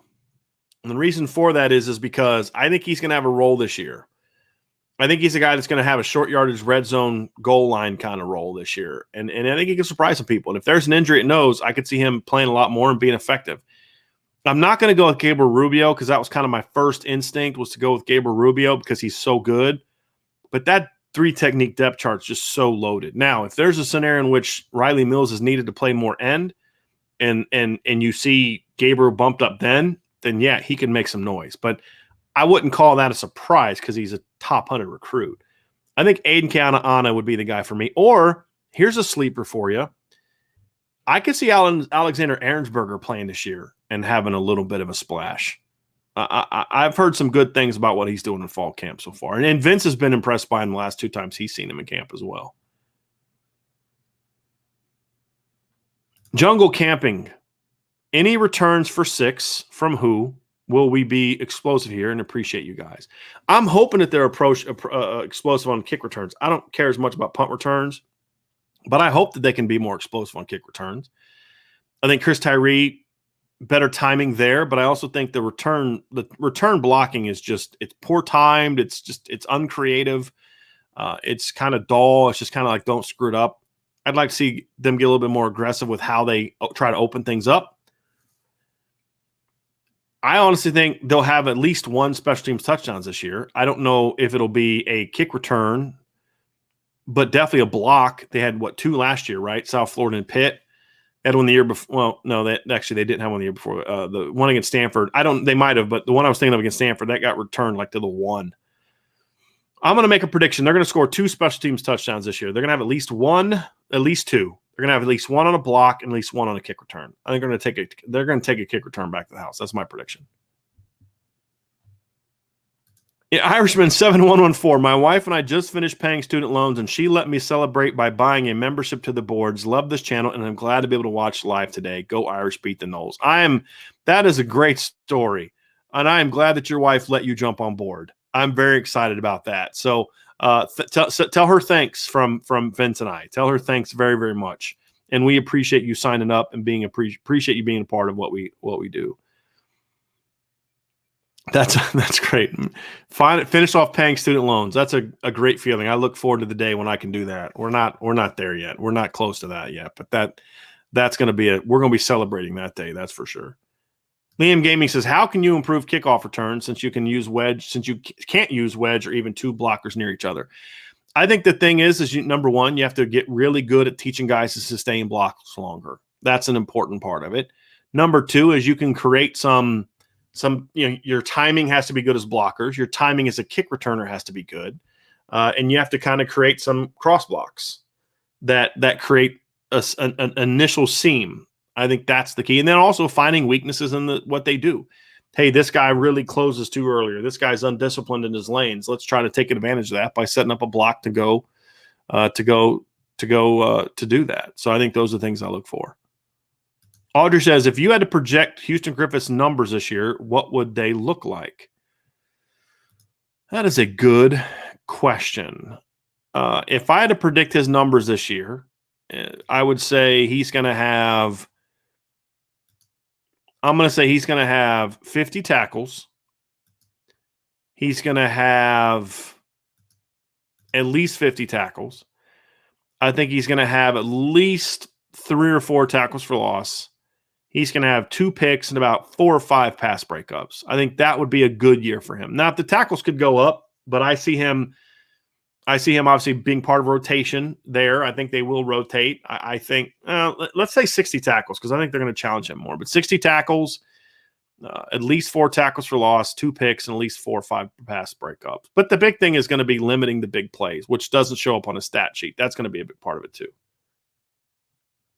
S. This is a question. Coach, who do you think are the best position coaches on staff as developers, and have you got a feel for Marcus Freeman in that regard? At Cincinnati, he was good at it. I thought his linebackers were very well coached. I thought his entire defense was very well coached.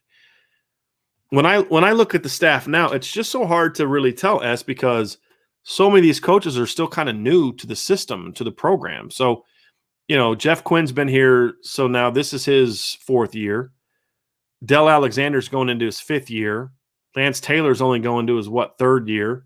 Those are those are the guys with experience. Tommy Reese is going into 4. He's only had 1 quarterback really so far, going into 5. Mike Elson's obviously been here the whole time. It's obviously Mike Elson's in that conversation. Lance Taylor's been, to me, really good as a coach so far. I can't really comment on Freeman, Mickens, and O'Leary because they haven't been here long enough. I thought O'Leary and Mickens did a great job at Cincinnati, but I need to see how they do it here. But of the guys that have been here a while, for me, it's, I think the best offensive coach, position coach, so I'm not counting the coordinator. The best position coach for me on offense is Lance Taylor. The best position coach on defense again, we're talking development standpoint, is Mike Elston, no question about it. And he'd probably get my pick for top guy overall just because of what he's done in the last several years on the defensive line. And two, also, when Notre Dame was really good in 2012 and 2015, especially 2012, is the D-line carried that team, and he was the D-line coach back then as well. Daniel Gosson says, who do you see as the kick returner or punt returner this year? Punt returner, Vince said yesterday at practice it was Matt Salerno was the number 1 guy, and kick returner, I think it's going to be Chris Tyree.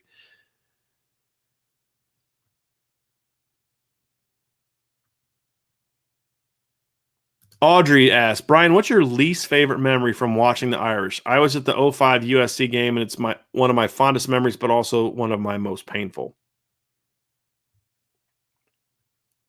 Least favorite memory, David Gordon's field goal in 1993.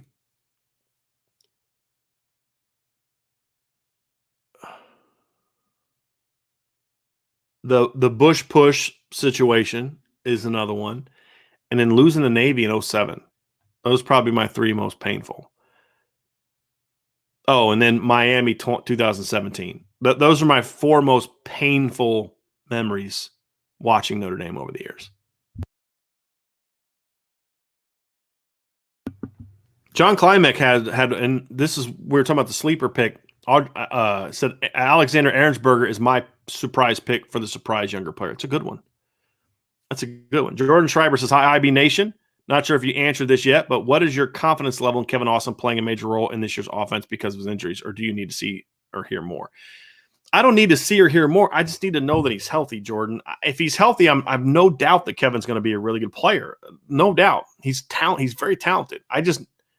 If you told me, Jordan, right now, Kevin Austin's going to be healthy all year, nothing more than what every other receiver has to deal with, like little minor bumps and bruises that everybody deals with in the course of the season. If you were to tell me that, I'd say he's going to have a big year. But I don't want to spend his whole fall camp telling you how great he's going to be, and then he gets hurt again. And again, gets hurt again. It's not like he's got hurt multiple years. He was hurt last year. That was the only time he's been hurt. But it was the same injury twice, and it was a bad injury. But if you could tell me he's going to be healthy all year, my confidence level in him playing a major role would be like at a 9. It really would. Jordan Schreiber says, have you heard if the O-line is looking better on the run or the pass? Depends on the day. Most days it's been run has been a little better, but the O-line hasn't really been able to kind of get everybody. They're just not quite gelling yet. It's going to take some time, but I would say right now mostly run overall, but the tackles have been pretty good against the pass. The interior guys have been struggling against the pass. Corey D asks, Brian, is this the fastest and most talented Notre Dame team top to bottom since the Holtz days? I think it can be. I still think 2015 is the most talented team so far, based on what we know about that team. This team is still unknown in a lot of ways, but you look at that team, you knew going into 2015 that Will Fuller was a great athlete. You knew Amir Carlisle was very athletic. You knew that Chris Brown was very fast and athletic. You had Jalen Smith was an all-world athlete. Kavari Russell was a really good athlete. Cole Luke was coming off of a big year. You had Sheldon Day in the middle. You had Max Redfield. You had Elijah Shoemate. You had CJ Procise that you knew about. You had Torian Folston. You had Malik Zaire at quarterback, Deshaun Kaiser at quarterback. You had a great offensive line coming back. Like that was an athletic team that you knew going into the season was going to be athletic. And then you had some breakouts from guys like Josh Adams and players like that. But you knew that team was going to be athletic. This team and productive. This team, I think, has a chance to be that, but there's a lot of guys on this team that we haven't really seen do it yet on Saturdays and on one Sunday. So I think that's the difference, Corey. If they play to their potential and they stay healthy, I think by the end of the year, we'll be talking about this being Notre Dame's fastest and most talented team, top to bottom. I really believe that. Audrey says, what's the most important characteristic of a great football team? If I had to say the one, oh boy, I don't think I can give you one. I'm going to give you three. Disciplined, really good at overcoming adversity, and focused. I think those are the three that I would go with. Jungle Camping says, would you take Jurkovec or Cone this season? Cone's the quarterback at Notre Dame. I mean, that's really where it's at. And any conversation about this is going to send people in all different directions. Look, I think Phil Jurkovec would have been a phenomenal quarterback at Notre Dame. I do. I'll never stop believing that, but he's not at Notre Dame anymore. He's at Boston College. I think he's going to have a great year at Boston College. I think Jack Cohn's going to have a great year at Notre Dame. And that's really the important thing. But I think anyone that's watched, has really paid attention to me over the years kind of knows that my stance is on Phil Jurkovec. But the more we talk about it, as far as I don't mind talking about like who he is or how good he was or anything like that. I don't mind having that conversation. But as far as would I take him or Cohn, I think I've answered that over the summer. I don't really want to get into it again. The fact of the matter is they're both talented players. I think Jack Cohn's going to have a really good year for Notre Dame this year. I really do. And I think Phil Jurkovec's going to have a great year at Boston College. I really do. John Rich says, as a former quarterback yourself and receivers coach, what makes a better catchable ball? What adjustments could a receiver have to make based on the QB delivering the rock? To me, a catchable ball is obviously one is accurately placed. Now, so what I mean by is, as a receiver, it's a lot harder to catch a ball further extended than it is to catch a ball right here. So if I'm running an out cut, if I can catch the ball right here, it's going to be a lot easier to catch than it's out here. I've never cared about spiral versus non-spiral. Not only did I play quarterback, I played receiver for 3 or 4 games at the end of my high school career, and I also started as a receiver, as a freshman at receiver when I got to college. So I've played the position, and I actually, like you said, I coached a long time. For me and the best receivers I ever coached, the spiral versus non-spiral thing didn't matter. It was about ball placement. A quarterback that understood touch was an important thing because there's a time and a place for that. And so that makes a catchable ball. But keeping the ball kind of closer to here as opposed to getting out there is, it's a lot easier to catch a deep ball here than it is to catch a deep ball here. That difference in ball placement is very important to a receiver. The one thing that can really be challenging for a receiver to catch a ball from a quarterback is if some quarterbacks have a tendency to bury the nose, drive the nose down. And that can make catching a ball difficult, or they may sail it and the nose gets up. But if it's not a spiral, but the nose is still on point, that's an easy ball to catch. If it's a spiral, but the nose is driving down, that can make it really a lot harder to catch. That's my opinion. And obviously I don't think velocity matters unless, again, it's velocity matters if the quarterback's constantly getting the ball way out in front of you and he's throwing with some juice, that makes it tougher to catch. Tyler says, Brian, I saw that Michael Carmody got action for Blake Fisher while he was out. Do you think he will perform well? And is Tosh Baker still a year away? Yeah, I think Tosh and Michael are both a year away from being full-time starters, in my opinion. But I still think Tosh right now is being groomed to be the number 3 tackle.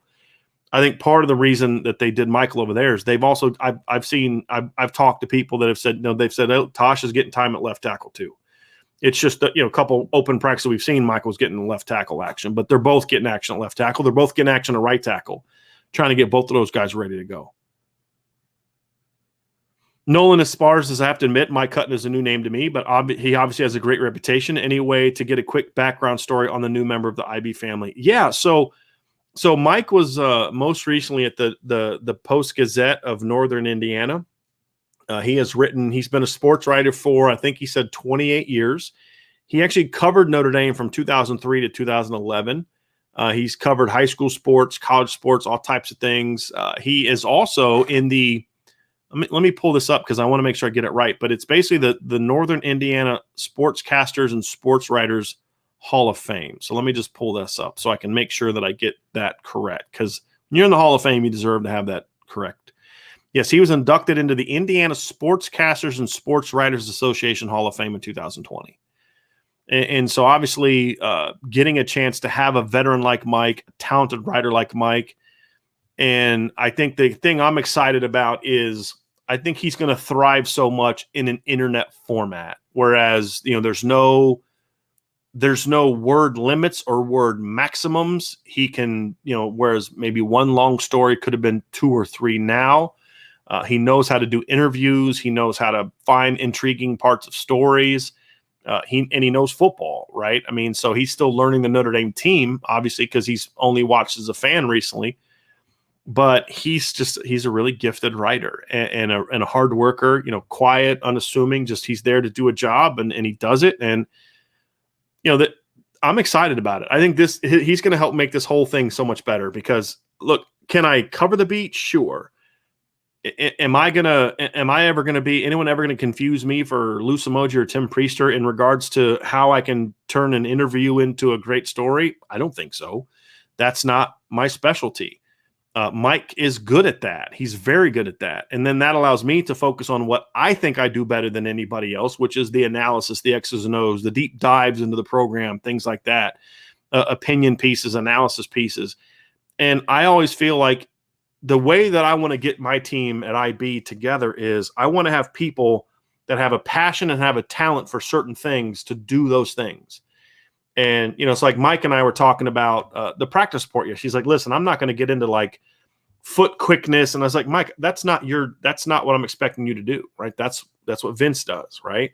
I want Mike to focus on what he's great at, which allows me to focus what I think I'm great at, which is the bigger picture stuff, not just from football wise, but then running a business. I want Vince to focus on what he does. I want to hire someone that can just focus on recruiting because they have a passion for that and they have a talent for that. And I think hiring people to do things that they're good at, but also things they like to do, also creates a more fun environment.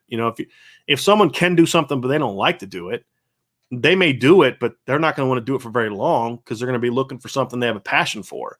Mike likes writing. This is something he loves to do, and he's great at it. And so that's going to work. And then it allows me to do the things I'm better at and I have a greater passion for, which is going to make it a lot more fun. And I'm very excited about what he brings to the table. And we also hired Grant Del Vecchio. Now, Grant has not started writing yet, but Grant's another guy I'm excited about. He's a senior at Notre Dame right now. He's been a editor for the Scholastic magazine, which is at Notre Dame. He's done play-by-play broadcasting for Notre Dame. He's a very talented young writer. Really impressed me with the interview that he did too. So I'm excited to get him going as well. We have Andrew McDonough, who used to run his own sort of college football Notre Dame blog. He's helped us out. He's the guy that wrote the Big Ten and Notre Dame history piece. Thought he did a great job. He's working on an article now about the game day experience. So it's going to be a list of all the things you need to do on game day weekend at Notre Dame. that he's going to put together, and he's going to do a couple weekly features. He's going to help do sort of like a first glance stats, just what to know about the upcoming opponents. He's going to kind of take a big picture look at college football after every game. And then there's a couple other people I'm trying to get on board as well. So we're going to have a nice team put together this year, and I'm really excited about it. And if we can grow the way that I hope we can grow during the season, and if people sign up for the boards, people are reading the articles, and we're making money that way, YouTube's still taking off and doing great. The next step is, now that we've got the beat part going, the next step is to make a bigger splash in recruiting. That would be my next goal and my next objective. Audrey says, what do you think is the greatest deficiency area of this team going into the year that most fans are overlooking?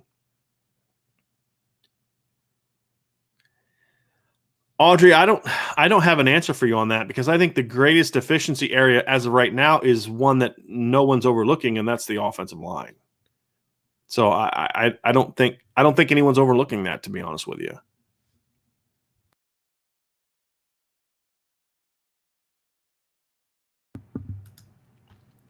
Rob asks, Brian, 1991 Orange Bowl penalty, the Bush push, or the 93 BC game field goal that curved in. Which one hurts the most? To me, it's BC. Yeah. So if I remember correctly, Rob, I'm pulling this up. I don't think Notre Dame was going to win the national championship if they beat Colorado, correct? I believe that Georgia Tech finished that year undefeated. Who's the other one? Miami finished number 3. No, Notre Dame would have finished ahead of Miami because Notre Dame beat Miami that year. I don't know if Notre Dame would have won a title that year because of Georgia Tech being there. They were undefeated. Yeah. I don't know if they'd have won a title that year. I don't know if they'd have passed Florida State or Georgia Tech. I definitely feel like they'd have had a shot to win a title in 93. I think they would have beat Nebraska if that's who they played in 93. Yeah. So I would have loved to have seen that team in a bowl game. If you beat BC and you're going into a bowl game ranked number 1, I'd have felt really good about Notre Dame's chances to win a title that year. No question. Audrey says, if you had to give your honest opinion about Notre Dame being ranked behind Iowa State, Cincinnati, Texas A&M, and Georgia, SEC bias, ND hate, validity, I think it's partly SEC bias, no question.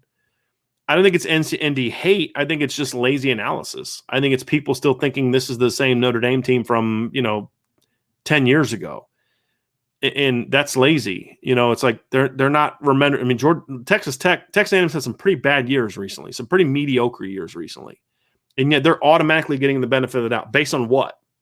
Getting killed by Alabama last year. They beat a bunch of other SEC teams that weren't that good. They beat Florida barely at home. Okay, what did Florida do last year? They went 8-4, right? Florida went and got curb stomped in the bowl game by Oklahoma. Okay, so how good was Florida really? It's the SEC bias is really the main thing to me. Cincinnati and Iowa State is more just, I don't know. I don't get that one either. Cincinnati SEC bias. If Cincinnati would have lost by a field goal last year, Kentucky or Penn State or Notre Dame or some team that wasn't in the SEC, would they be getting the benefit of the doubt this year that they're getting? No, they wouldn't be.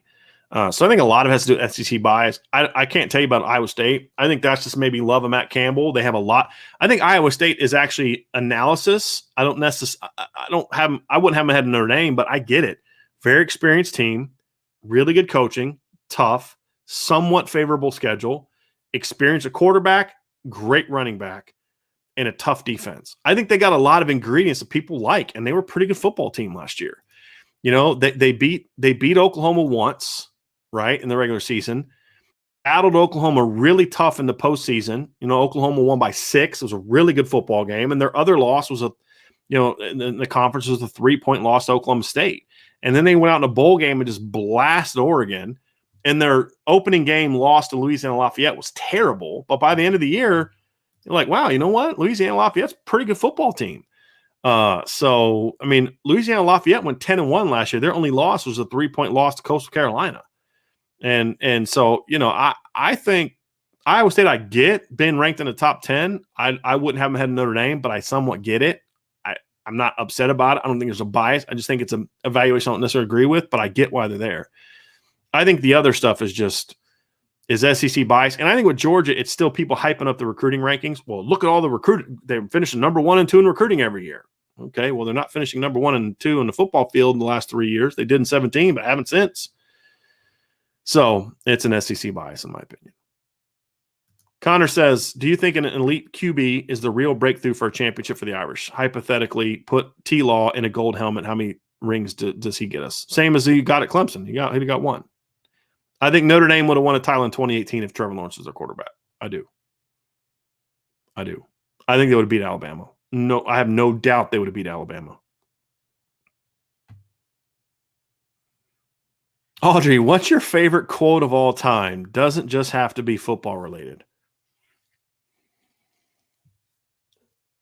I don't know if I have one.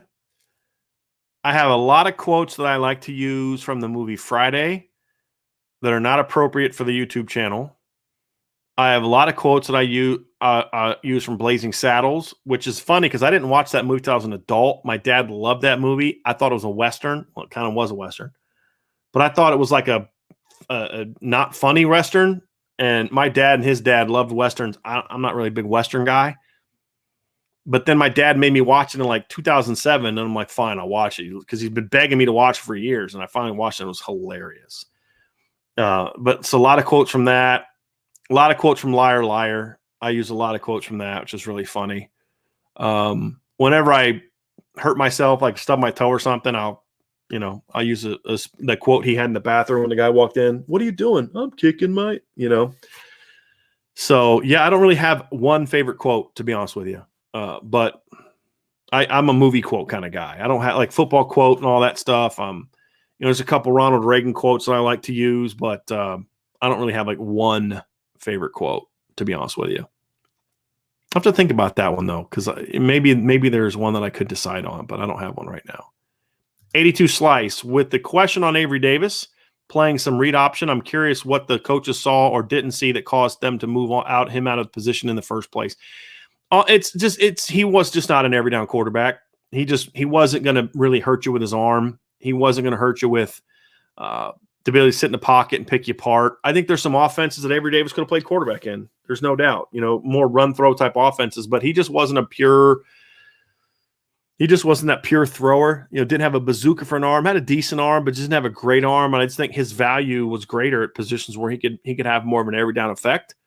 I never liked the idea of moving to defense. I thought that was the one mistake that they made with Avery Davis. I would have liked to have seen him stay in offense. I think if they would have moved him to receiver right away, I think he would have been a lot more impactful earlier. I really like what Avery brings to the table. But the nice thing what he brings at receiver is, look, he was just named a captain.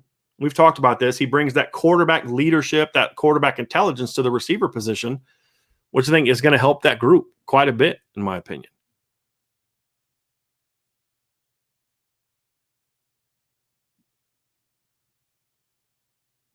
Sean McArdle says, Brian, I almost always agree with your analysis on talent, so I was shocked to read that Notre Dame had 2 first-team All-American preseason. One is Kyle, and the other was, wait for it, Hayden Madden thoughts. Yeah, I had an article about this morning, Sean, on it, and I can't tell you. I hope I'm wrong. I do. If I'm wrong about this and Hayden Madden can play like an All-American, that's going to be great for Notre Dame. Great for Notre Dame. So I hope I'm wrong. I hope he is an All-American. I just don't see it. I don't see a guy that has the athleticism. I don't see a guy that has the size, like the length, I should say, to be a great player, the foot quickness to be a great player, the lateral quickness. I don't think he works at the second level real well. And that's come from film that I saw at Marshall. That's just what I saw of him struggle with at Marshall. I don't see it. And Pro Football Focus hyped him up a ton, but like they hype up those group of 6 guys all the time. They don't put any contact. Like a guy dominates at this level. And they did this a couple years ago with Mike Dana. Remember him? He was at Central Michigan, had great numbers at Central Michigan. I'm going to pull it up real quick, but his numbers at Central Michigan were just ridiculous.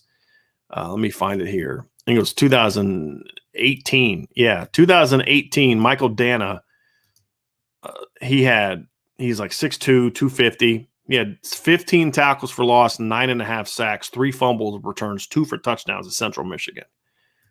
He transfers to Michigan, and all offseason, Pro Football Focus is hyping up Mike Dana. And preseason All-American, one of the 25 best players in college football, yada, yada, yada, yada, yada. And I thought it was absurd then because I'm watching the guy play. I'm saying, yeah, he's a great MAC player, but just because you're a great MAC player doesn't mean you're going to go to Michigan or Notre Dame and be a great player. And he goes to Michigan, plays 13 games, has 3 sacks and 3 tackles for loss. That's it. Doesn't get drafted, I don't believe. And I mean, I don't think he's in the NFL right now. I have to look it up while we're talking, but I don't think he's in the NFL. I don't think he got drafted. Oh, it looks like he's with the Kansas City Chiefs. It was a 5th round pick. Hasn't done a whole lot. So, but they were making out to be like this great player, and he just wasn't. So I think this is a similar situation. But I'll tell you, Sean, I hope I'm wrong. I do, because if he can play even close, if Hayden Madden just plays like an honorable mention All-American, it's going to be huge for the Notre Dame offensive line. Huge. So, and this isn't the first time. ESPN had it today. PFF had him there. Sporting News had him on a preseason team. He's been on just about the Lindy's, Athlon, Phil Steele. They all had him as a preseason All-American. So that's not a surprise.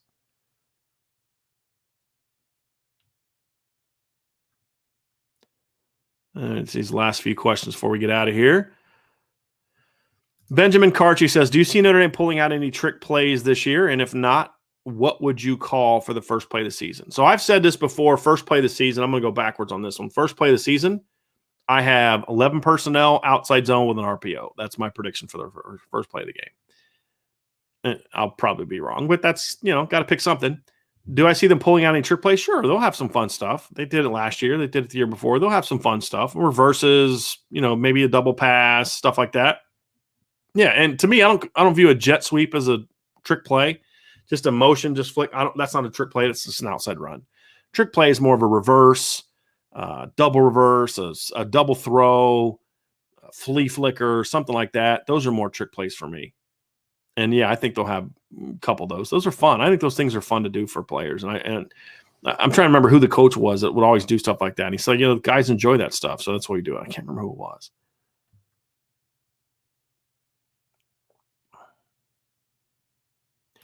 Maysay K says, is the intent of Notre Dame's cornerback recruiting to prevent the final drive of our opponents in a close game? And we are up. The 2011 Michigan and 2015 Stanford game still make me sick to my stomach. No, I get where you're coming from. But, 2015, Notre Dame actually had pretty good corners. Stanford didn't make plays on Notre Dame's corners. They went right down the middle of the field over top of Joe Schmidt. And for some stupid reason, Notre Dame had Romeo Okwara dropping into coverage on the last play. And I've always said, if you're not going to have Romeo Okwara rushing the passer, then take him out of the freaking game and put in a DB. But, it's Brian Van Gorder, so what do you expect? No, the intent of Notre Dame's cornerback recruiting is to give them the length and athleticism and cover ability to be able to play and beat Alabama and Clemson, Ohio State, Oklahoma, and Georgia. That's the intent of it. It's to win a championship. It's not to overcome a deficiency of the past. It's to close the gap and be able to those players to play at a level allows you to beat those top teams. Joseph Barrett says, Brian, which previous Notre Dame tight end is the closest to Mayer? What about Mark Bavaro? In my opinion, Bavaro set the standard for Notre Dame.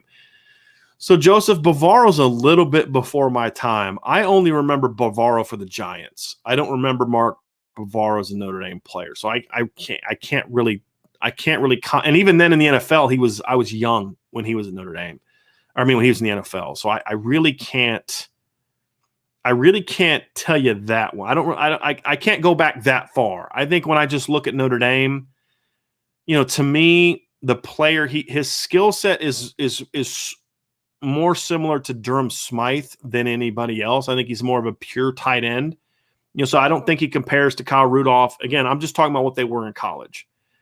I think he's more Kyle Rudolph than Tyler Eifert, but I think he's a little bit more fluid than Kyle Rudolph was. He's not as tall, but I think he's thicker than what Kyle was in college.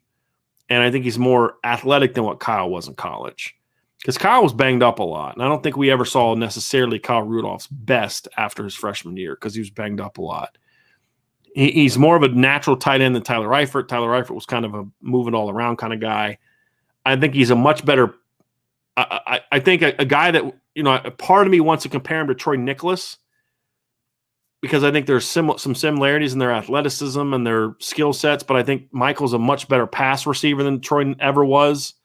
At Notre Dame, I think Durham Smythe is probably the guy who has the game that it most resembles Michael, because he can play attached, he could play in the slot, he could go outside. Michael's a much better version of it, right? But I think from a skill set standpoint, a bigger, stronger, more athletic, more explosive version of Durham Smythe would probably be, to me, the skill set, like the type of game they play, the closest similarity. Old Grim says, I heard Reese say thinks they could go 7 deep at wide receiver. How many will really play? I think you'll see probably 5 to 6 in a particular game. Now, it could be 7 or 8 over the course of a season that play as part of that 5 or 6.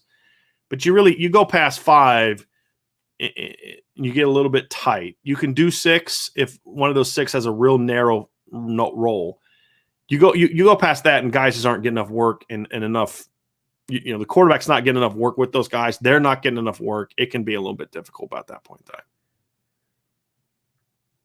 Audrey says, if you could take one player from each side of the ball from the BK era to solidify a championship run for the Irish this year, who would they be and why? So somebody asked this on our YouTube channel, and offensively I went with Quentin Nelson. Another guy went with Zach Martin, and I think that'd be a good one too. But I look at it, I say, look, you could take a quarterback, and Will Fuller was a popular one, and yes, Will Fuller would be Notre Dame's best receiver. But I feel like I'm confident in the receivers in Notre Dame. I'm confident at tight end. I'm confident at running back. I'm confident at quarterback. It's the O-line that I'm concerned about. And if you could think about this. Imagine if you had Quentin Nelson at left guard playing next to Blake Fisher, where Blake Fisher's your smaller lineman weight-wise. I'd love to see that. Like, that would make – and then you'd have, Zeke Correll or Hayden Madden at right guard. You have Josh Lugg at right tackle. Patterson, Q, and Blake Fisher in a row. Goodness gracious, that'd be fun to watch on offense. And I'd feel a lot better about the ability to run the ball, which then would make everything else work so much better. Defensively, with all due respect to the other guys on the team, Jalen Smith. I've said this. I would love to see Jalen Smith in a real defense. Would love it. I mean, oh gosh, he'd put up. Marcus Freeman would have a field day with Jalen Smith. He'd play everywhere. He would have monster numbers, and they would also be great. They would be great fits for both of these teams. Those would be my 2 guys.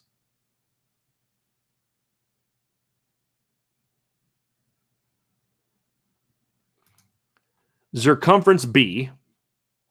Think Pryor will play much. He looks big and competitive. Where do they have him playing? He's at Rover right now. I think he'll play. I think he'll have a nice niche role this season. No question about it. And it wouldn't shock me if he ends up being the number 2 Rover behind Jack Kaiser. Irishman 7114, do you think we could ever see a goal line situation where they run a Wildcat type play with Estime? I think that could be pretty hard to deal with. I wouldn't. I'm not a huge fan of the Wildcat unless it's to a guy that's normally getting the ball in that situation. So, like, if you got a quarterback that can do that, I don't love the Wildcat because I feel like in the Wildcat, the back has to wait to get going because he's got to receive the ball first. Whereas a quarterback is kind of used to receiving the ball and kind of keeping his eyes downfield. A running back's not. I like the running back to be able to start getting downhill right away. And then you hand it off to him. So I'd rather see something like that. But I wouldn't be upset about if they did that with him. But I do think I could see a role where Estime's got a short yardage goal line role. No question.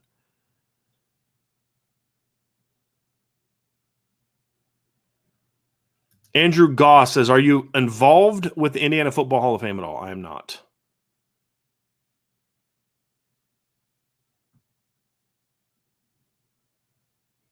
Keegan McLaughlin says, if already answered, I'll go back. What is up with the Big Ten ACC alliance? It's Big Ten ACC and the Pac-12 alliance. And basically it is those 3 teams. The Athletic has been all over this one. But it's those 3 conferences kind of partnering up they're going to stay the 3. So the ACC is going to stay how they are. Big Ten will stay how they are. Pac-12 stay how they are. Not, they may try to take some of the Big 8 teams, Big 12 teams or whatever, but like not necessarily going super conference route. But forming sort of an alliance, say we're going to schedule each other. We're going to work out some deals together. And obviously as a voting block together to neutralize the power and there's a lot of people pissed about what the SEC is doing. The SEC is just doing whatever they want, and there's no conference strong enough to stop them. This gives them sort of a super conference from a legislative voting standpoint that can then push back on the SEC. This is essentially what this is about. Well, how does it affect Notre Dame? They're going to bring Notre Dame. Notre Dame will be a part of this. They won't be maybe not an official part of it or whatever, but you can believe that they're going to have the ACC is not doing anything without Notre Dame. Okay. Big Ten doesn't want to do anything to piss Notre Dame off because they would still like to be able to convince Notre Dame to be part of the Big Ten. And the Pac-12 is going to be part of it because two of their better programs, especially their best traditional program, is Notre Dame's longtime rival. So I absolutely think that Notre Dame's going to have a say. Jack Swarbrick's going to have a role in this some way, somehow. I'm confident in it. I don't know that for sure, but I'm confident in it. But I think this is a good thing. I really do. And look, we've talked about when this whole thing went down, the one thing Vince and I talked about was the conference commissioners need to show some stones. They need to show that they've got leadership, not be afraid of, the SEC did this. Now we got to panic and go add all these teams and do this. Don't panic. You start throwing your weight around. And I think that to see them kind of form an alliance is exactly what I was hoping to see. I didn't vocalize it that way because I don't know if I necessarily saw it that way. But I did talk about, what we've seen in the past, like with basketball, an ACC Big Ten partnership, a Big Ten Pac-12 partnership. We did talk about that. I think they're taking it further from like a voting standpoint kind of thing. And I didn't quite get to that part, but I think this is huge.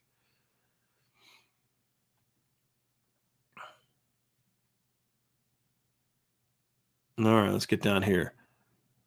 Patty says, what do you think the biggest question mark position group is this year? For me, it's probably cornerbacks. Irish are looking good to great just about everywhere. O-line on offense and safety on defense. So let's go big picture. Let's go DB on defense outside of Kyle Hamilton. That's still my biggest question mark. Audrey says, in typical Brian fashion, I can't help it. In typical Brian fashion, my last two questions, he said he couldn't give me one answer and gave me a slew. That's why I love this channel, always exceeding expectations. I appreciate that. All right, it's getting close to the end here. Shannon Hyduck. Haven't seen you in a while, Shannon. Glad to have you back. Brian, if you could take a former Notre Dame player and coach to dinner, who would you invite and what questions would you ask, or what's something you'd like to know about their career at Notre Dame? So, the coach one is easy. I'd love to sit down and have dinner with Lou Holtz and just hear stories. If it was going to be a player, I'd love to have a former Notre Dame player that played under Lou Holtz. That would be fun. I've always been a big Rocket Ismail fan. So, my scenario in that regards would be Rocket Ismail, and Lou Holtz would probably be it. Brady Quinn and Lou Holtz would be another one. I think that'd be great, just hearing their stories. And then, to maybe add some difference, maybe I could say, hey, if I could find Lou Holtz and a player that played for Coach Parsegian, I think that might be a fun combo. I'd have to think about who. Lou Samoji could give me a bunch of guys, but like Ross Browner, somebody like that. That'd be fun that'd be kind of fun to do. Jeffrey Rohrbacher says Cleavon Little was a friend of my family. Had dinner with him in New York City in '85. I've seen him on a Broadway show. Amazing guy, great life story. Died in 1992. I didn't realize he died that long ago. I knew he'd passed away, but I didn't know it was that long ago.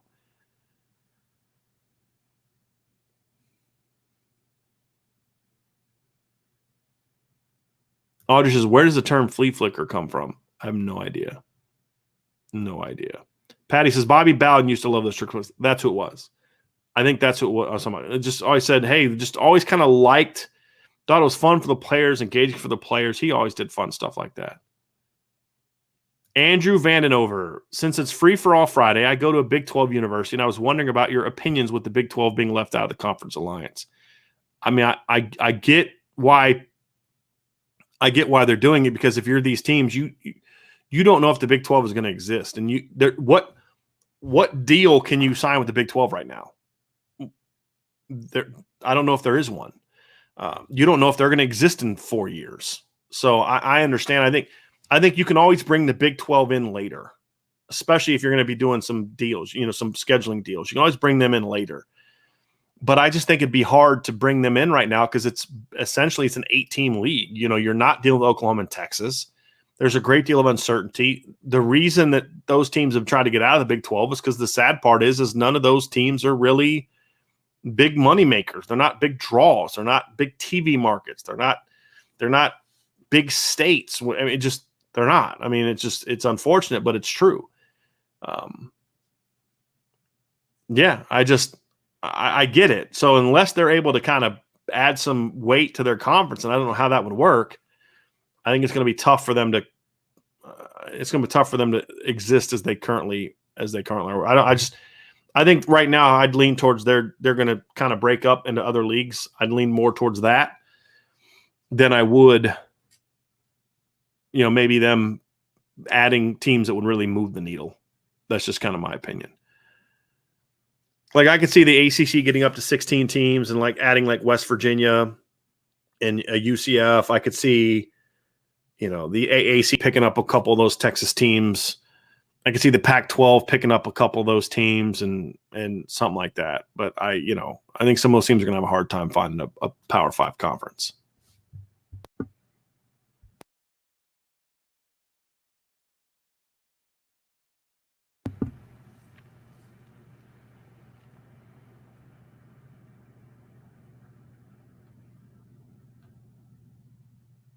I'm trying to find some more questions here before we wrap up. Okay, here we go. Sid Iris. Coach, give me your top 3 backfield at Notre Dame. Waters, Culver, Rocket is my. So you're cheating a little bit with Rocket because he wasn't technically a running back, even though they put him there. Top 3 backfield at Notre Dame, and you did not have Jerome Bettis on there. That is very, very interesting. My top 3 backfield at Notre Dame, and again, this is my lifetime, so from 88 on. My top 3 backfield is Ricky Waters, Jerome Bettis, Julius Jones. That's mine. That's my 3.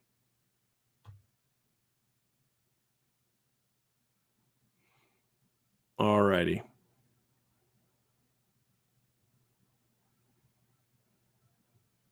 See if I have any more questions here. Sid Iris with the question of the one player. He said Alan Pinkett and Lou Holtz. I've kind of sat and talked to Alan Pinkett before. Really nice guy. We were in the airport a couple times at restaurants where we're both flying to and from a game. We had a chance to talk. Very, very nice man. Very nice man. John Keever says, wait, you wouldn't pick Rudy? Absolutely not. D-Rock, I did talk about this. I think what Vince and I are going to do is I think we're going to talk about I think I'm going to talk to Vince about doing a show on this and then tying that into because we've talked about doing a show on conference realignment. I think that would be a really good one to tie in. It would be very interesting. Very interesting. So that's where we're going to leave it for today's show. So before you go, please don't leave yet. Before you leave, please hit the like button. Please hit the subscribe button. Please hit the notification bell.